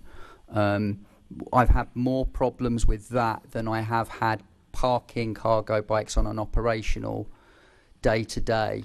And you may have something to say on this as well, but we also, as part of the training, it's just like, well, where are you putting that thing? Are you impeding pedestrians? So we train to where you need to put a bike on the pavement to line it up with other infrastructure, so that the shadow that lamppost is casting, which means that someone ordinarily wouldn't walk into it or whatever, you're parking sympathetically. So we're 0.8 meters wide, which isn't too obstructive, and it's part of our soft training to say, just be thoughtful about what you're doing with it. Have we had problems? Not really. You can lock the bike up and get off and walk, and one of the beauties of this is being able to get virtually door to door, where we're not encumbered by the problem of not having access to loading bays. So, as a smaller business, the concern about theft is massive. So leaving it out on the street at night is a concern. I've recently been working with a company called SpokeSafe, and they're actually offering secure access for and parking for e-cargo bikes in several different spots throughout London. They're doing something quite important, because as they grow as a company, as they have more spaces, that'll enable smaller businesses to be involved in the industry, because you can rock up, you get the door access code, you get in there, you leave your bike in there, you go home. They're effectively creating smaller hubs. So if somebody wanted to commute in by train, they could get their leave their tools in the bike and then go home on the train. So that is like we've been discussing. It's a growing market. Then it's an ecosystem in its own right, and there are smaller companies actually trying to support that. I believe they actually do some work with TfL. Yeah, so. It is a real concern of mine, parking, and when we're on jobs, we parking is a concern as well. I'd like to park considerably as well. Yeah. Just before I turn to Will and Ollie, I know you both want to come to it, but actually it's within the question I need to formally ask you anyway. So I'll turn to you after asking it. So what have businesses told you about the need to improve infrastructure for cargo bikes, including cycle lanes, accessibility, parking and storage, and then you can move on to what you wanted to add on to those answers. So starting with Ollie, because I think you want to come in first. Thank you. So yeah, your point earlier around sole traders, obviously we've helped a lot of smaller businesses help buy their first cargo bike, and storage has been raised multiple times. Most of the time our solution to that is actually helping the business navigate the cargo bike market to find a model of cargo bike that will both deliver what they need to deliver, but also be easily stored, even in a block of flats, for example. So there are certain models out there that will park on their rear end, so that they're much smaller sort of surface area to store, ones with foldable handlebars, so that they really kind of collapse down. There are cargo bikes out there that can hold 60-70 kilos but fit in the boot of a car, for example. So there is a huge range of different models out there. Then I would also talk on the idea of if we are going to see a mainstreaming of cargo bikes, we're going to see a reduction in the use of car-based infrastructure. So you suddenly have all this land space opening up. Multi-storey car parks, for example, is a really good example, that suit being used for consolidation centres in particular. You've got easy car access, they're signposted already. We've seen great success from a number of very large businesses, Amazon included, where they've retrofitted parking spaces, taken a very small number of parking spaces, but yet able to deliver a million or so packages a year from a small proportion. So I see that as a kind of gradual trend as we see the kind of rise in cargo bike use. In terms of infrastructure, charging has not been an issue. We only get positive messages from businesses. It's so easy to charge. It's really quick. If I run out of battery, I just carry another battery with me and I can switch over and I can keep riding. In the majority of cases, the range of one of those batteries is certainly enough for an SME to do their day's worth of deliveries. In terms of storage, we touched on insurance. That's been a big factor. Giving people peace of mind to be able to park on the street to a standard Sheffield stand, but using insurance to kind of give them peace of mind. And only, I think, a couple of weeks ago, we saw a new bike hanger model being launched that accommodates cargo bikes. And I think that's a fantastic trend, especially growth in the sort of family cargo bike market, which is something we really haven't touched on that much today.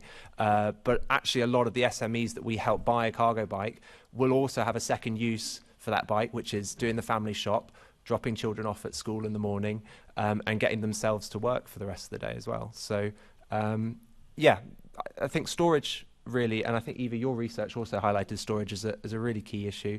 I'd say that's been the only sort of infrastructural problem that SMEs have raised with us. So my children, I'm sure they're not watching. In fact, they'll definitely not be watching, so they won't mind me. But I wouldn't ever want to refer to my children as cargo. Yeah, but I do think the family bikes have some of the same challenges. And I think we need to look at this not just in terms of the business, but actually in terms of family life as well. We're seeing a massive growth in family bikes, and particularly and how do family shops, but also move kids around, younger kids.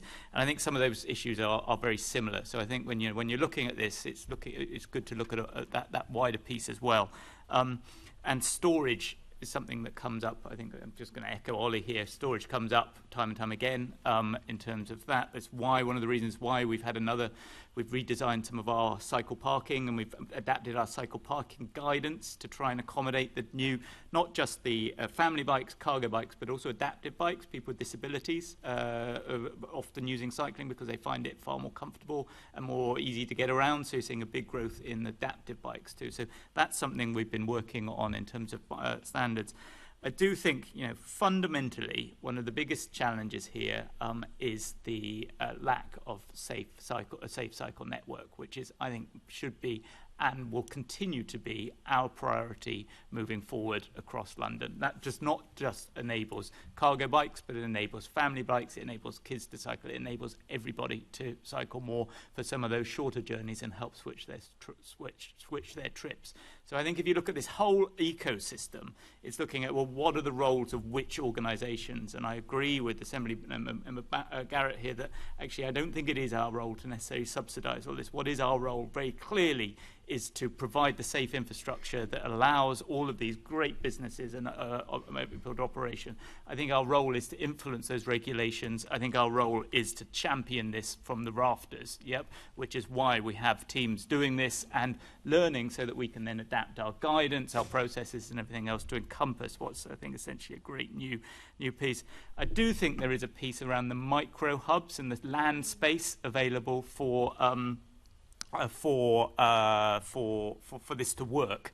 We talked about the density of and the potential in the denser parts of London, whether those are town centres or they're in central London. But by the sheer definition that they're dense, they are therefore more expensive. So it's challenging bringing in the space for those micro hubs. So I think that is something we recognise, and it's important for supporting cycle freight. That's something we want to address within part of our, what role can TfL, GLA land play in that part of that conundrum? It won't provide all the answers, but it could provide part of it. It was certainly something I've asked the team to look at in terms of our cargo bike strategy. And we have funded stuff. So I think the TfL Healthy Streets for Business Fund funded some work in Archway Town Centre, which provided a micro consolidation with you guys which helped incentivise businesses. And these examples, again, the Team London Bridge, you've got these great examples of where this is working. I think the challenge is how do we then design this as sort of more as business as usual rather than just the sort of trials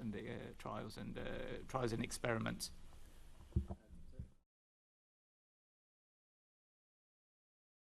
It's a very, very quick point about transport infrastructure rather than any kind of facility at either end. We place a lot of stock on making the quickest journey time possible. Infrastructure is useful in some circumstances, but the road network is what we train everyone to use. So this is kind of an addendum to you, really, Will, is that your prime worry is about getting commuters using that infrastructure. And for us, I make sure that my riders can use all of it so that we're not in that infrastructure where necessary. Except I think at junctions. Absolutely, so, yeah. I think where you're putting in dedicated cycle facilities, that's one thing. But actually tackling junctions, where 80% of the collisions and casualties happen within London, that is a thing for all road users. 100%. And isn't necessarily only an issue for cyclists, whether they're commuters or leisure cyclists or they're just going about their daily lives. It's that which I think is really important. I would just feel desperately guilty if you were, if there was a lot of taxpayer money going on making sure that bike lanes were wide enough for businesses to use. That isn't what we've got at the moment. No. Yeah, just another very quick point as well. The use of cargo bikes has been a fantastic counter-argument to the idea that we spent all this money on cycle lanes, but they only get used in the AM and PM peaks. Cargo bikes are out there all day, every day, doing these deliveries, using that cycle infrastructure to great effect.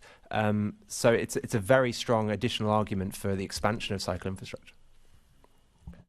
Thank you so much. That was, again, another really fascinating section. And one of the things that Ollie said that sparked my attention as well is the mention of families, which obviously we're talking about economy here, but families also mean it's also an aspect of the economy that we I think is an important part that we can include within the report, particularly when it comes to diversity of drivers and riders, because that means that there is more diversity in the types of people who are riding the cargo bikes if we start looking into that aspect.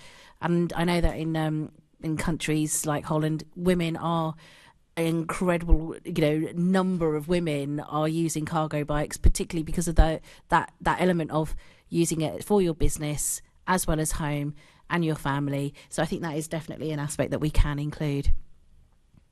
It actually feeds into Assemblymember Garrett's line of questioning as well, that the barrier to entry of riding a cargo bike is much lower than that of a van.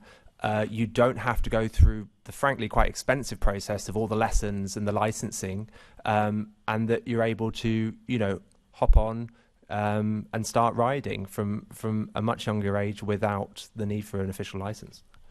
Do you want to come in? Yeah. Just very quickly, there is some fantastic work happening around diversity in the cargo bike sector amongst riders at the University of Westminster at the moment, which you might want to look at. So they did some work on Deliveroo pedal riders, and they've now moved on to cargo bike riders. I know it's coming out in the next month or so. It might be of interest to you. But I think the point you raise is really important because this can be quite a gendered industry.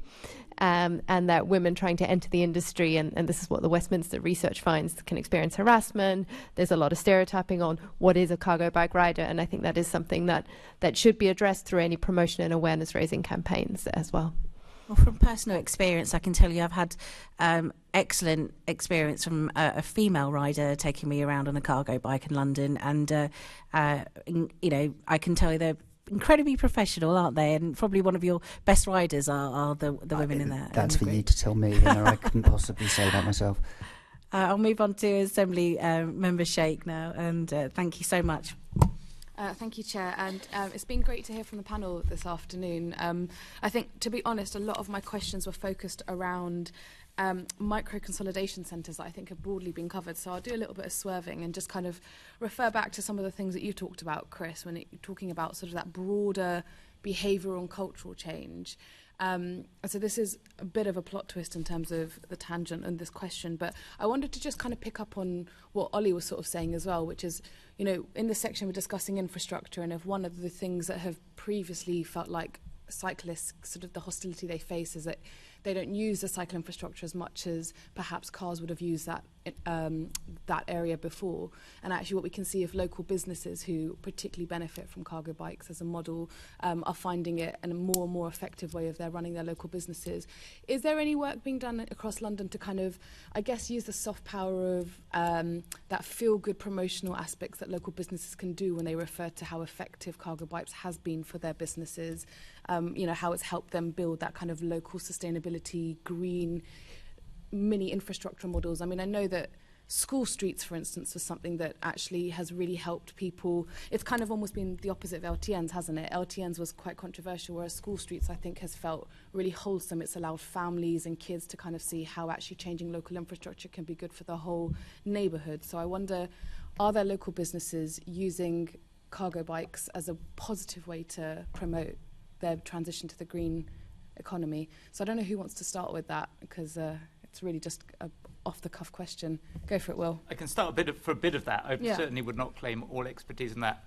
I've been amazed at some of the, I wish there were candlestick makers these days, because then I could say I've seen a butcher, a baker, and a candlestick maker on it. If anyone can find me a candlestick maker in London, I want to supply them with a bike. The pitch has gone out. But it is remarkable just how many businesses are trialing these things, and the amount of coverage, like free coverage and marketing, that these businesses are getting for doing it. I remember there was a butcher in Greenwich who was doing his Christmas run on turkeys on an e-bike. He got more press coverage than it would have cost. I used to work for a large company that spent a lot of money on media coverage. That which would have cost an absolute fortune in terms of media coverage, but actually he got that for using the bike hire.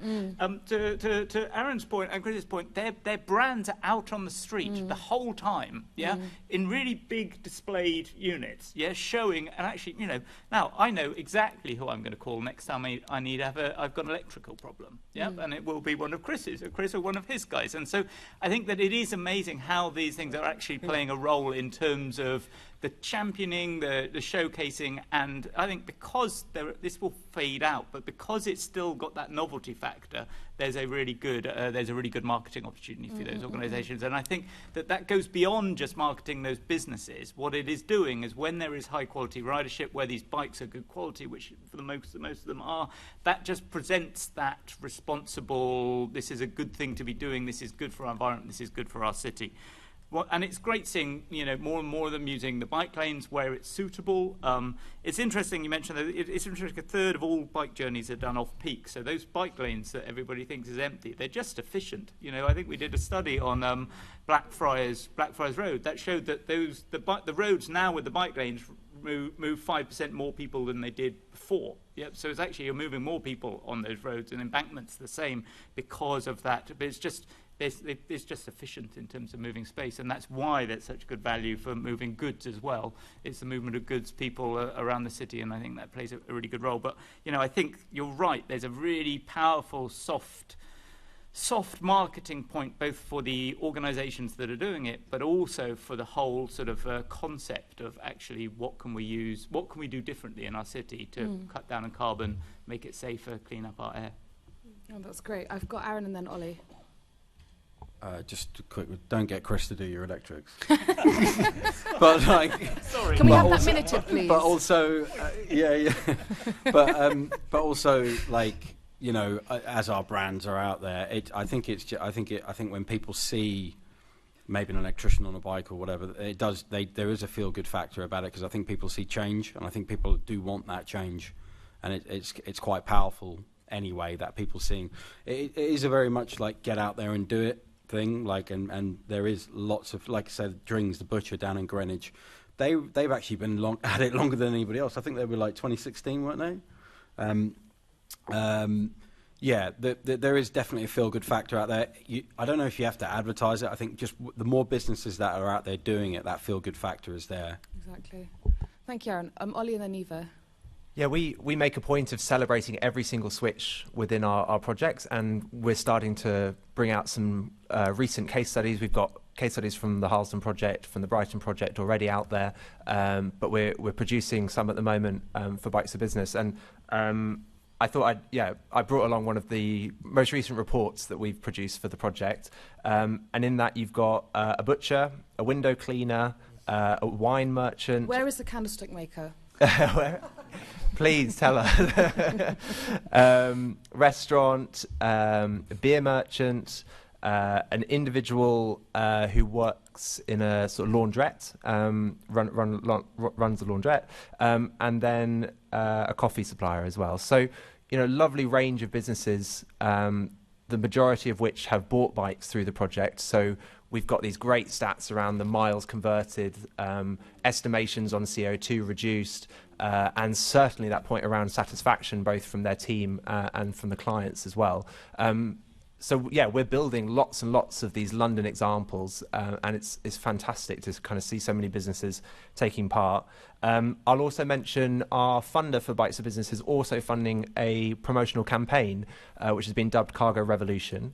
They have an Instagram account if you want to go on and follow them. Will spoke at one of the recent events where we also had an Elvis impersonator arrive by Cargo Bike. It's a very difficult act to follow. I can imagine. And so they're doing fantastic work in that campaign to expand the awareness of the case studies that we're producing in Bikes for Business and trying to spread them on a UK, EU sort of basis. And yeah, Sorry. Elvis on a cargo bike would help with that promotion. Yeah, made for great photo opportunities and pulled a crowd within Borough Market. So it definitely did the job. So. Brilliant. Thank you, Ollie. Eva? Yes, as part of the Bikes for Business evaluation, we did interview a lot of businesses, and we heard repeatedly businesses telling us that they would get phone calls because somebody had seen their cargo bike riding around the streets, and that it was a real way for them to attract new business. So I think that's definitely happening and quite a common occurrence. I just want to make one point in relation to what Will said, which is around the infrastructure point. And you know, we talk a lot about the investment that's required in cycling infrastructure and the money that needs to go into that. I think something we need to be very aware of is that obviously we also pay a lot to maintain our roading infrastructure, and that the damage to roading is largely a product of how heavy the vehicles are that are travelling along them. If we are able to achieve a sizable switch to cargo bikes and we actually start to displace vans off roads, we will be doing less damage to the roads because there'll be less weight travelling over them. A cargo bike is significantly lighter, obviously, than a van, and particularly lighter than an electric van, which are obviously heavier than diesel vans. So I think what we need to do is look at some of this investment more holistically. If we can get it to a point where we're getting significant switches, where we're starting to see network effects, as they're called, then you should see your road maintenance costs decrease because there's less mass going over it. And I think we don't consider that element. We don't consider it in the round often enough. Thank you. I know Senator Bailey will be coming to talk about local councils and their role in this. I'm sure that will be something that will come out in that conversation as well. So I won't delve further into it. What I will do, though, is take the opportunity to circle back into infrastructure, as you've helpfully helped.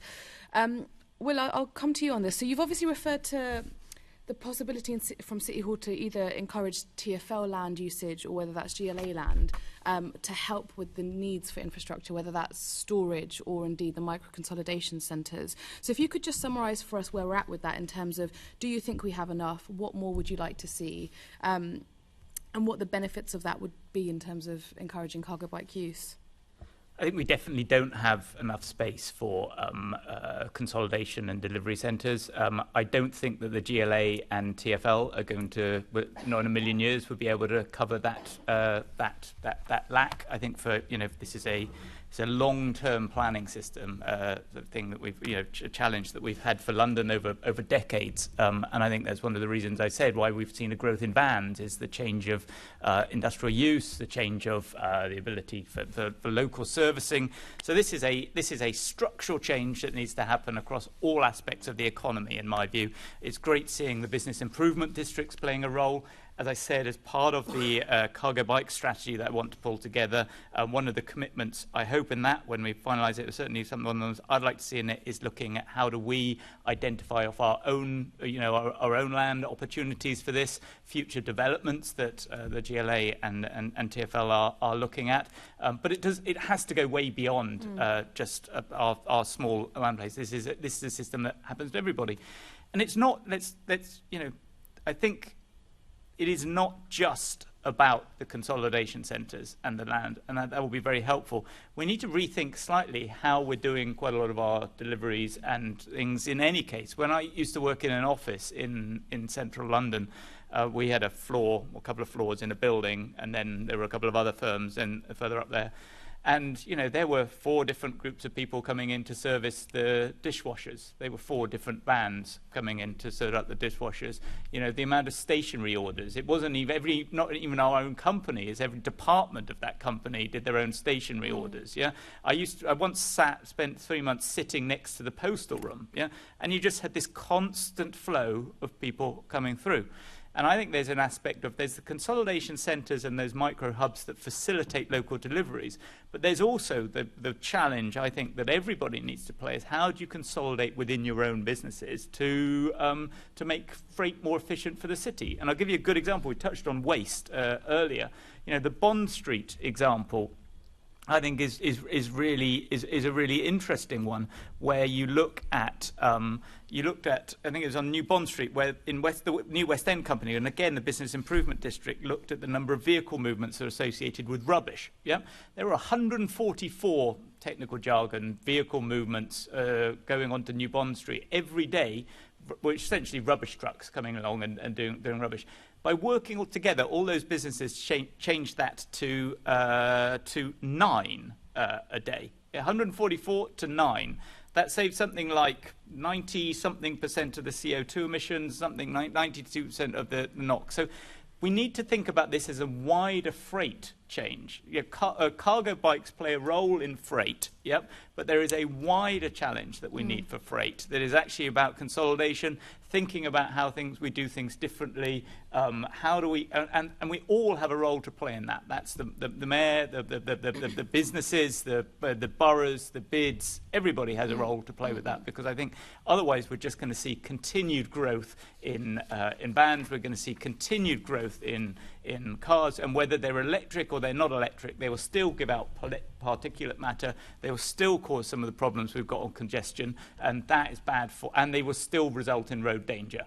And so those are things we need to tackle. So there needs to be a much more of a, we can't forget there needs to be a sort of a holistic look at freight and the whole freight ecosystem to make our city work in the future. No, that's brilliant. Well, thank you. Sounds a little bit like a battle cry, actually, and I think the Economy Committee sounds like we're very much in support on trying to make as much of that happen as possible. And I'll just end on this final question, which is, you sort of mentioned all layers of governance, and I just want to tap into national government in terms of, I guess, the conversations you've had with national government in terms of enabling more sustainable modes of transport for businesses. But you talked earlier about the restrictions in getting regulation through national government regarding cargo bikes and this more broadly. And I wonder if the same applied to sort of the role that government can play in terms of infrastructure, but also identifying land. So just anything that you can draw on in terms of what the conversation's looking like with government right now, and what more do we want? So I think actually in terms of the land piece, that isn't the conversation I've had with national government. I think that that is something that maybe I'm wrong on this, but I think there's an awful lot that can be done within London to begin with on this. But I think there is a really important, I think it's been alluded to at so many different parts of this conversation today of the role national government has in playing this. Firstly, as a leadership piece, and in terms of driving this change, I often worry when discussions and conversations are largely only London conversations. Cycling, green economy, sustainability should never just be a London conversation. This is a national conversation, and that's where we get real economies of scale. That's where we get real behaviour change. That's where we get real cultural shift, where it isn't just a London thing, it's a wider piece. We've talked a bit about the role of the DFT played in terms of and the Energy Savings Trust in terms of providing grants. Only central government really has that sort of financial clout and that ability to drive forward that grant making as part of a shift to a green economy, which I look forward to seeing, coming from central government to really play a significant role in that. We can do our best, but that really needs that centralised central government doing that. And we've also heard a bit about the role that regulations can play, and I think the urgent need to do that has to, vehicle regulations and those laws associated with roads is set by central government, and that's why we committed to working with our partners in different cities, but also working with DFT. And one of the things I'm really pleased about is that the DFT do get this. They've got a whole department now. They've got Active Travel England, which has just been set up. It's a whole agency looking at, what role can, at a central government level and across the whole of the UK, how can they make this a conversation? So we have regular conversations with Active Travel England. I meet the chief exec and the chair very regularly, because I think there's an awful lot of stuff that we can do together and we can share together. And so I'm optimistic about the future. I think everybody sees that the zeitgeist is changing. And I go back to that fact that in Germany they sold 105,000 cargo bikes last year, and in the UK, what was it? It was about 4,000 or whatever I said the number was, because I can't quite remember. an interesting stat that I learned from Urban Arrow, which is our sort of manufacturers, basically. For every one family bike they sell in the United Kingdom, they sell 10 commercial bikes. And in the Netherlands, for every one commercial bike they sell, 10 family bikes. So just an input on the kind of the shift in culture there between the two states. Thank you. That's why we are very much invested in taking this conversation forward and hopefully pulling up our own stats on this. I'll pass over to, I think it's Assemblymember Bailey next. Yeah, and thank you so much. That joint approach is something that I'm really keen that we extend on with Assemblymember Bailey. Thank you. Thank you. I was going to ask some questions about diversity, etc., but I think those questions have been covered now. So I really want to focus on what can be done to help you, but both by the mayor and also by central government. And one of the things I really want to focus on was some comments by Chris around codes of conduct, around training and the like, and the strategy that you have coming forward, Will. So my first question to you, Will, is what do you have in that strategy around the level of training? Do you feel the strategy should address that, and is it addressing that?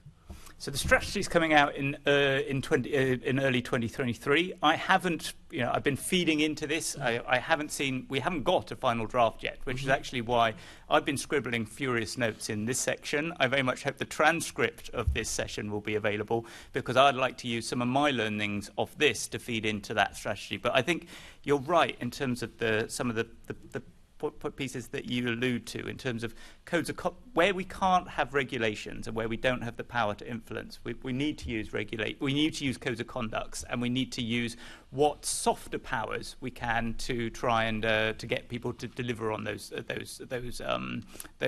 codes of conduct. But I don't think they're a supplement for regulations, which is why we're continuing to talk with with national government. We've just formed a group with actually with some of the delivery companies, particularly on food deliveries and grocery deliveries. We've got a working group with them, again, trying to push somebody touched on this earlier.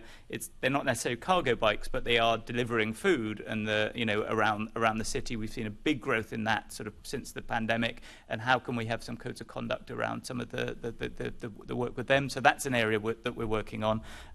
And I was going to say something else, but I momentarily forgotten. I wonder, is there any use? This is something I think you might need to take away. I wouldn't expect you to be able to answer this straight away. But is there any use around bylaws? Because we know getting stuff done in central government can often be tough. Is there any use around bylaws? How much of a conversation are you having with councils to help you regulate some of this stuff as well? So bylaws are notoriously difficult because of the need to get agreement from everybody across all of London to make those bylaws work. And I'll give you a very good example on that. The dockless bikes. Do you remember a few years ago where there was a flurry of largely venture capitalist funded, a lot of Chinese companies coming in, and a whole series of dockless bikes were distributed across the city, and they were poor quality. There was very little notice given. And people for visual impairments weren't very, it was terrible. For even the people who wanted to ride them, the quality of the bikes was so bad that it would put anyone off riding a bike. One of the challenges we faced there was that we do not have the regulatory powers, similar in this space. And one of the things first thing we did was pull up a code of conduct. And what we wanted to do was come up with a bylaw to facilitate sort of organised parking system for that. Again, this is something that hadn't failed because we couldn't get everybody to agree on the bylaw for various different reasons, operational reasons and political reasons across London. So I would love to be able to do more with bylaws, but I think we shouldn't underestimate some of the challenges that exist by getting everybody to agree on not necessarily the principle of the bylaws, but sometimes the devil's in the detail, as you know, Sean, and that then becomes very difficult to deliver it. So it's something certainly keen to explore, but often it can be quite challenging getting a bylaw to be accepted by all the different highway authorities that need to come in and all agree the exact wording. Okay, I think in this particular arena, I think it might be worth pursuing, because you are talking about businesses here who are based here, who should be easier to convene with and get involved in the conversation, rather than some venture capitalist in New York who's paying for stuff that's just Yeah, but they're not the ones. The bylaws are drafted by the councils. I understand that, but what I'm saying is you're having people draft bylaws for people who are their constituents. You're having people who are going to be operating under these laws, who are able to speak into it in a way that the example you gave, which is a good example, that was not the case. They just saw London as a marketplace, whereas we all see London as a place we have to work and live, which should give a slightly different opinion on that. And it almost moves me into my next question. What is the role for local authorities and business improvement districts in supporting sustainable freight and this a very particular part of that? Well, others can come in on this, but I think there's a huge role. I think I would want to celebrate and welcome everything that the business improvement districts have been doing up until this point. I think we've all referred at various different points to different bids. I mentioned the Archway Town Centre. I know we've talked about Team London Bridge. There's a huge amount that those business improvement districts have been doing, and it makes sense because their businesses working in a very localised situation, and they see the benefits of this in terms of their bottom line as well, and their members' bottom line. So that there is a great, there's some really good work, and I'd like to thank Ollie particularly, who's been leading some of that work across different parts of London. Again, boroughs have a huge role to play here. They are, I touched on when we were talking to Aaron on the supply chain and small medium enterprises. Boroughs, contract people. Again, what role are boroughs playing in terms of contracting small enterprises and using, practicing what they preach a bit with, and using cargo bikes where they can for some of their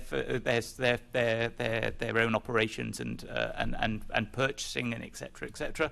But one of the interesting, I'd call out a couple of interesting ones was that Islington, Hackney and Tower Hamlets have come together, and they provided, I think I mentioned it briefly earlier, they provided the UK's first cargo bike hire thing, where you can essentially go in, use your phone to click on an app. There's a specially designed parking situation. So if you go, there's one on near close to Shoreditch. There's one, I can't remember all the locations. There's one that I visited again and used actually personally in Stoke Newington, one Shoreditch, and there's one in Tower Hamlets, so I can't remember the location. But there you can just sort of book it, a bit like you book a hire car or a car club or a Lime bike. You can use the app to unlock it. You can then go off and use it for an hour or two. It's a brilliant way of trialling something. It's also a really good way if you need to take something to the tip or you need to do something you don't want to use your car. So it is, boroughs can play a really good role, not just in terms of showcasing stuff, but also innovating in this space, because they often can respond well to their local business needs and to their local residents' needs. But I'm sure other people have got more things to say on that. Chris, then Ollie. There's a lot of work we could do for local authorities, and we're not easily accessible for them because we're not on a procurement list. My question to Will would be then, why are they not on that procurement list? Is there anything the Mayor could do about that? That would be down to the local authorities. What I'm saying is... So it's not the Mayor's job to tell local authorities who to procure. As I said, from the Mayor's perspective, the new initiative in terms of opening that up to SMEs certainly provides that potential, but from an individual borough perspective, that's down to the individual borough. My question is, though, can the Mayor do anything to help small businesses get on procurement lists? I'm not suggesting the Mayor runs around advertising small businesses. Is there a seminar? Is there a letter? Is there an exercise the Mayor can perform to give small businesses the help, the confidence to raise their profile with local authorities? The Mayor regularly talks to London councils. Is there something he could be saying there? I'm sure we can all do more to sort of promote this amongst the boroughs, and I'm really happy to do that on behalf of the Mayor as part of and I regularly talk about cargo bikes to London councils, so I'll continue to do that on behalf of the Mayor. Aaron? Just on business improvement districts, I don't actually know what one was up until a couple of weeks ago. I was actually invited to do a presentation for Better Bankside last week. Business improvement districts are really, really important because there's a lack of direction of where to go on climate change at the moment within government, and essentially business improvement districts can trial things and experiment with things, and actually boroughs and local councils can look at what they're doing and actually say, okay, that's worked, that hasn't worked. I'm quite impressed with the notion of a business improvement district and what their businesses coming together to improve their local area. I think it gives them, it's a good place to trial things that maybe councils can't do. But the way in which you're speaking about, Aaron, though, is if it was a revelation to you, didn't know they existed. Well, yeah, because it's not my realm, is it? It's like I'm an electrician. Like it's not. But you are a business. It's not a criticism of you. No. It's a criticism of them. Yeah, I know what you mean. Yeah. I mean, like what a bit. If I'll get any work out of a business improvement district, sure. I mean, I guess if by visibility and doing engagements and stuff like that. But yeah, you're right. I didn't know what they were before, because I guess it does feel a little bit closed. But I think they're great. I think they're great initiatives. Yeah. But yeah, good point. Ollie. Yeah, I'd say just on that last point, first of all, the sort of awareness of bids certainly increases when you're based within one. So our office is within Better Bankside, for example, and I sit on their sustainability theme group, and we have a much better sense of kind of what their role is.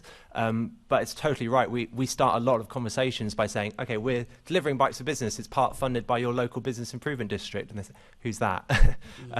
So there is a role there for raising awareness. Other roles of bids, I mean, they fund a lot of the work that our company delivers. So I'd say that's a key role. They are putting some of the money that they make from gathering from their business members and putting that into making improvements in sustainability. What we see is that the smaller bids will first focus on waste collection and security. Those will be their first two priorities, very much like the management team in a shopping centre, for example. Yeah. And then beyond that, they'll expand to things like sustainability. And what we've loved doing with bids is creating a sense of place, this sort of a beautiful locality that encourages businesses and encourages people to come into the office and to work in central London. And they do an extremely good job of that because they manage a smaller area of London. They seem to really care for it, and they want the area that they manage to be one of the primary places in the centre of London. So that's been really, really powerful. I'd say as well, from a local authority point of view, again, they've funded some of our work, so that has been absolutely fantastic. We've seen with the DFT cargo bike funding that we mentioned a little earlier, local authorities making direct applications for that. So Richmond and Wandsworth made a combined application. They have cargo bikes now that they can share amongst their businesses. We saw the same with Brent. They've now got their first cargo bike, starting to use that internally for lots of internal trips. The gardening team, for example, the cemeteries team, parks teams, all using that cargo bike to move equipment and staff members. And I think that's a fantastic form of leadership. And certainly we would love to kind of continue working with local authorities to raise that awareness of cargo bikes and then work with their businesses. And the last point I had noted down as well is that bids are a fantastic reference point or sort of intermediary to talking with their business members. So, I work in the trade of behaviour change, and businesses are business improvement districts are a fantastic way of getting in touch with, say, 450 businesses all at once. It's coming from a name that they recognise and that they trust to do good work in their area, and that's been hugely, hugely helpful in our project delivery. So. I'm thank you for that, because I think we're all sold on the merits of business improvement district. Let me ask a very specific question that came up earlier today, and you may all have something to say about this idea of space, because one of the things that you're very aware of as a Londoner is how much of our high streets are now dead space. And I wonder how much work has been done all centrally, how much is being done by business improvement districts, and how much of any of you aware of using some of this space to answer some of the challenges you have. Because I know on some of the high streets I regularly go down, there's more than enough space for a cargo bike, more than enough. And is any work being done to reinvigorate these spaces, to repurpose these spaces, particularly around cargo bikes, and is any of that being led from City Hall?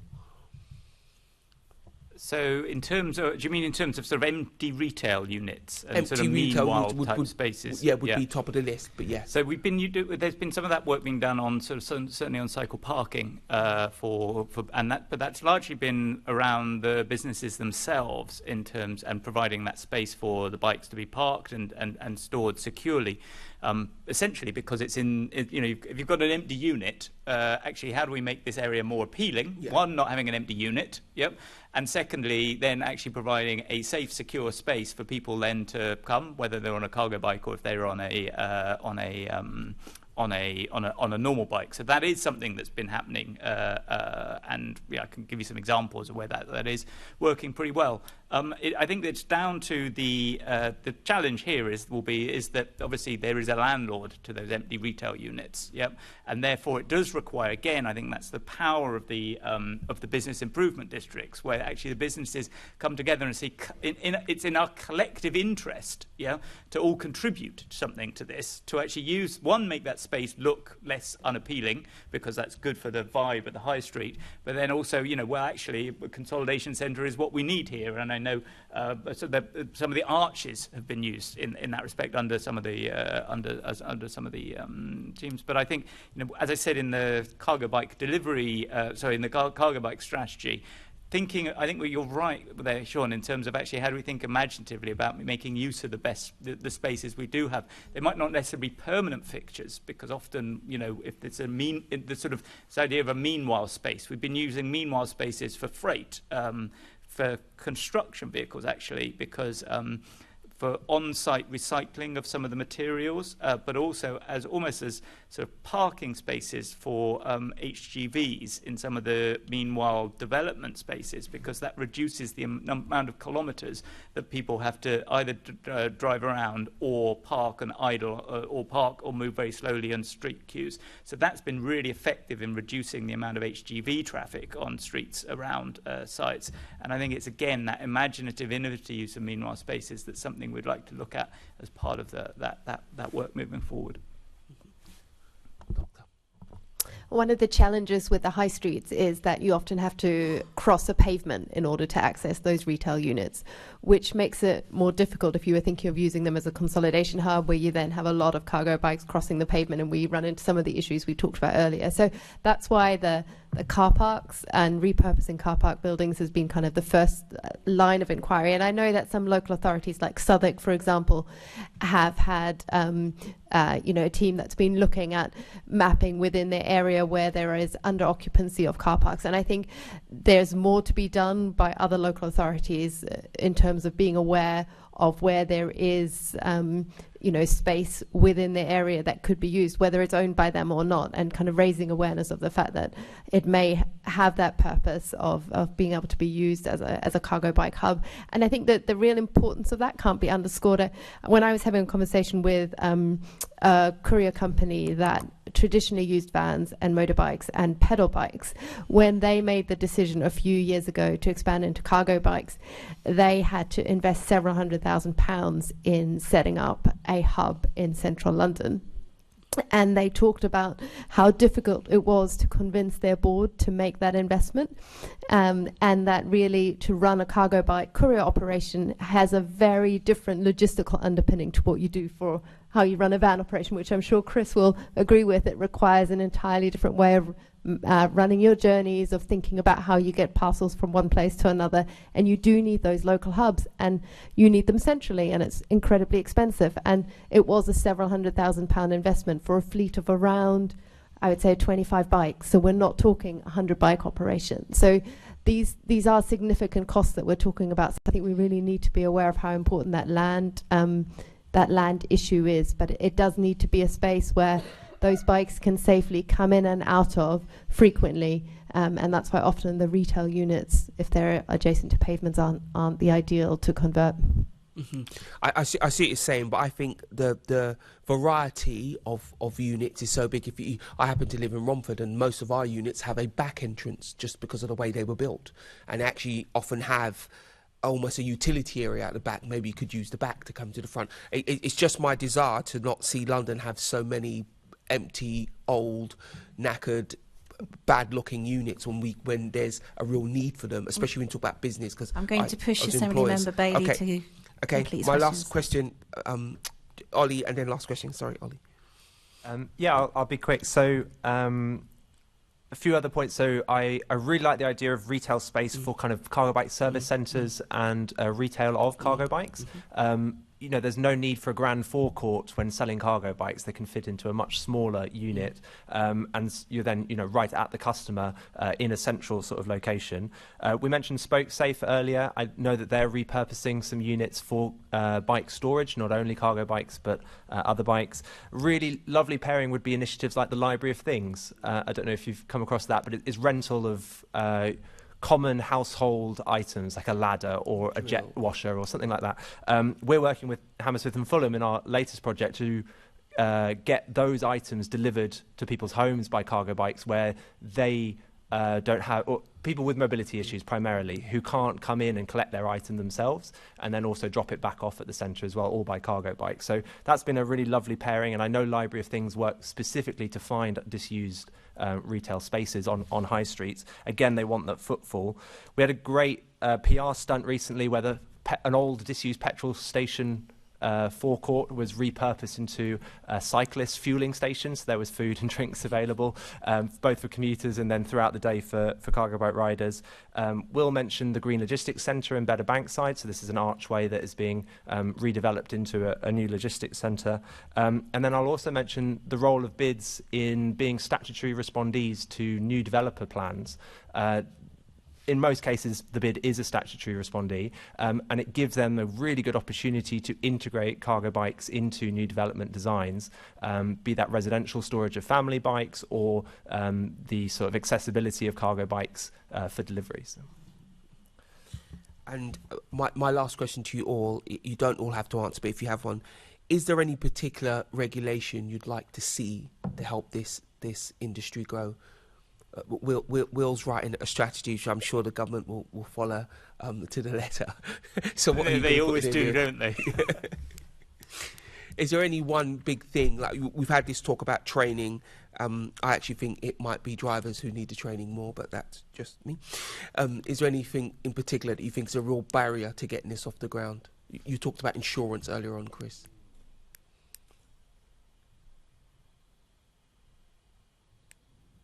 I'll take that as a no then. I mentioned the vehicle regulations. Yeah. That's something that I would like to see, and something we're working really, really closely with government on, and trying to push that through. And as always, if there's anything that any of the guests would like to come back to us in writing, that's absolutely fine. Yeah, if you have an epiphany afterwards, go, Chris. It's like Will says, but that's.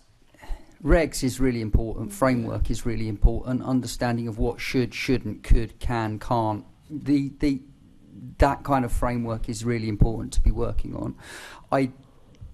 I'm reticent because I don't want to say we shouldn't be using those vehicles for this reason, that reason, or the other. Because as a business, it makes it look like I am trying to get something, that is, I don't want to shut the way to competition, but vehicle regs from a road user's point of view, as a cyclist's point of view, rather separate from an entrepreneur's point of view, is really important. We need to be having this dialogue about what vehicles are suitable in what space and why, and who needs to be using them, and what training they need to have to do so.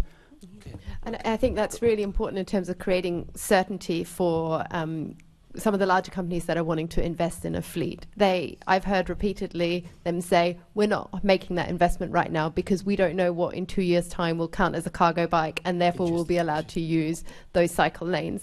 So I think getting that clarity around what constitutes a cargo bike, and making sure that companies have that certainty so that they feel they can invest, I think is absolutely critical in terms of unlocking some of that investment. I think we're ready to go around now. So. Let's go Aaron, then Ollie, then Chris, and then we're done. I stuck with the bike platform because I think that change is going to come. So I stuck with two wheels because I think that change needs to happen, and it will come. It's an unpopular one. Well, it's political, but essentially bike crime needs to be taken seriously. I get it. It's not the crime of the century. It's hard, it's hard to send somebody down for a long time because they nicked a bike. But if you're investing into this and that kind of crime isn't taken seriously, it really does put people off because they just think, well, it's not really going to matter. Insurance is sky high at the moment, so it's a rock and a hard place for a lot of businesses. I think from my point of view, leadership, and I really appreciate the TfL strategy that's coming, leadership around a climate emergency and what that really means and what immediate action is going to cost is really important. And I think a key part of that will be making it harder to have a diesel petrol vehicle, as well as promoting the use of cargo bikes. So it's that kind of carrot and stick combo. I think at the moment, if you have a bike hanger, for example, on a residential street, and that's capacity of 6 bikes, like it costs more for those 6 individuals to pay for that parking than it does for one individual to have their car parked on the same street, yet the car takes up more space. Like that's slightly separate to cargo bikes, but as we're seeing more cargo bike hangers coming onto the market, you know, that will become part of the sort of infrastructure as well as parking. And at the moment, we're doing a lot to subsidise car parking. And, you know, I think there needs to be a shift there with a climate emergency sort of in mind. You're completely right, but of course, car drivers contribute a huge amount of tax to the public in other ways. So there's a challenge there. I think because of the damage, you know, road damage. I think we'll move on to pollution. Assembly Member Garrett's question. It's a quick one, but I just wanted to say to Aaron, I have personally taken on lobbying of some senior Met officers about bike crime, and I think it's not trivial because I think it is absolutely a barrier to people not taking this up. I see you well. I'm not seeing you because the chair has given me a few seconds. So here's my question. It's about regulatory vehicle definitions, so we all love this kind of stuff. So what makes an e-bike is the fact that you have to pedal, it's 25 km/h speed limit and 250 watts. Same limits that apply to my e-bike apply to, for example, Chris, your fleet of very large vehicles. So I suppose my question about definition would it be useful to think about increasing the power limit, not the speed limit, but the power limit, so that when you're carrying, 100 kilos worth of stuff, it makes that job easier? Is that something that would be worthwhile or not worthwhile to push for? Use mine. Yes. Okay. So, London is hilly in places. The work could be a lot less difficult for our riders if they've got more grunt. They don't need more speed. Thanks. Aaron, yeah. When I was actually in Seattle, I met with Bosch North America, and they actually make probably the most successful e-bike motors. The stuff that they're working towards will give you that extra grunt, essentially, and they will push it further and further.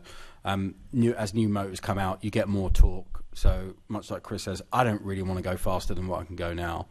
Some people disagree with that, but just to let you know, there are products coming down the line to actually give you that extra torque. Yeah, they have different regulations in America to Europe, I know. Sorry, I'm being quick. Sorry, Will, did you want to say something on this or something else? Okay, thank you, Chair. Great. Well, thank you so much. I've never gone over time. It's the first time I've done that as Chair, but I think it was worth it. It was worth it. Will said at the beginning of when I was having a chat with him, he said this is a moment, and I actually do totally agree with you. This is definitely a moment because no longer can we talk about cargo bikes as being novelty or being niche.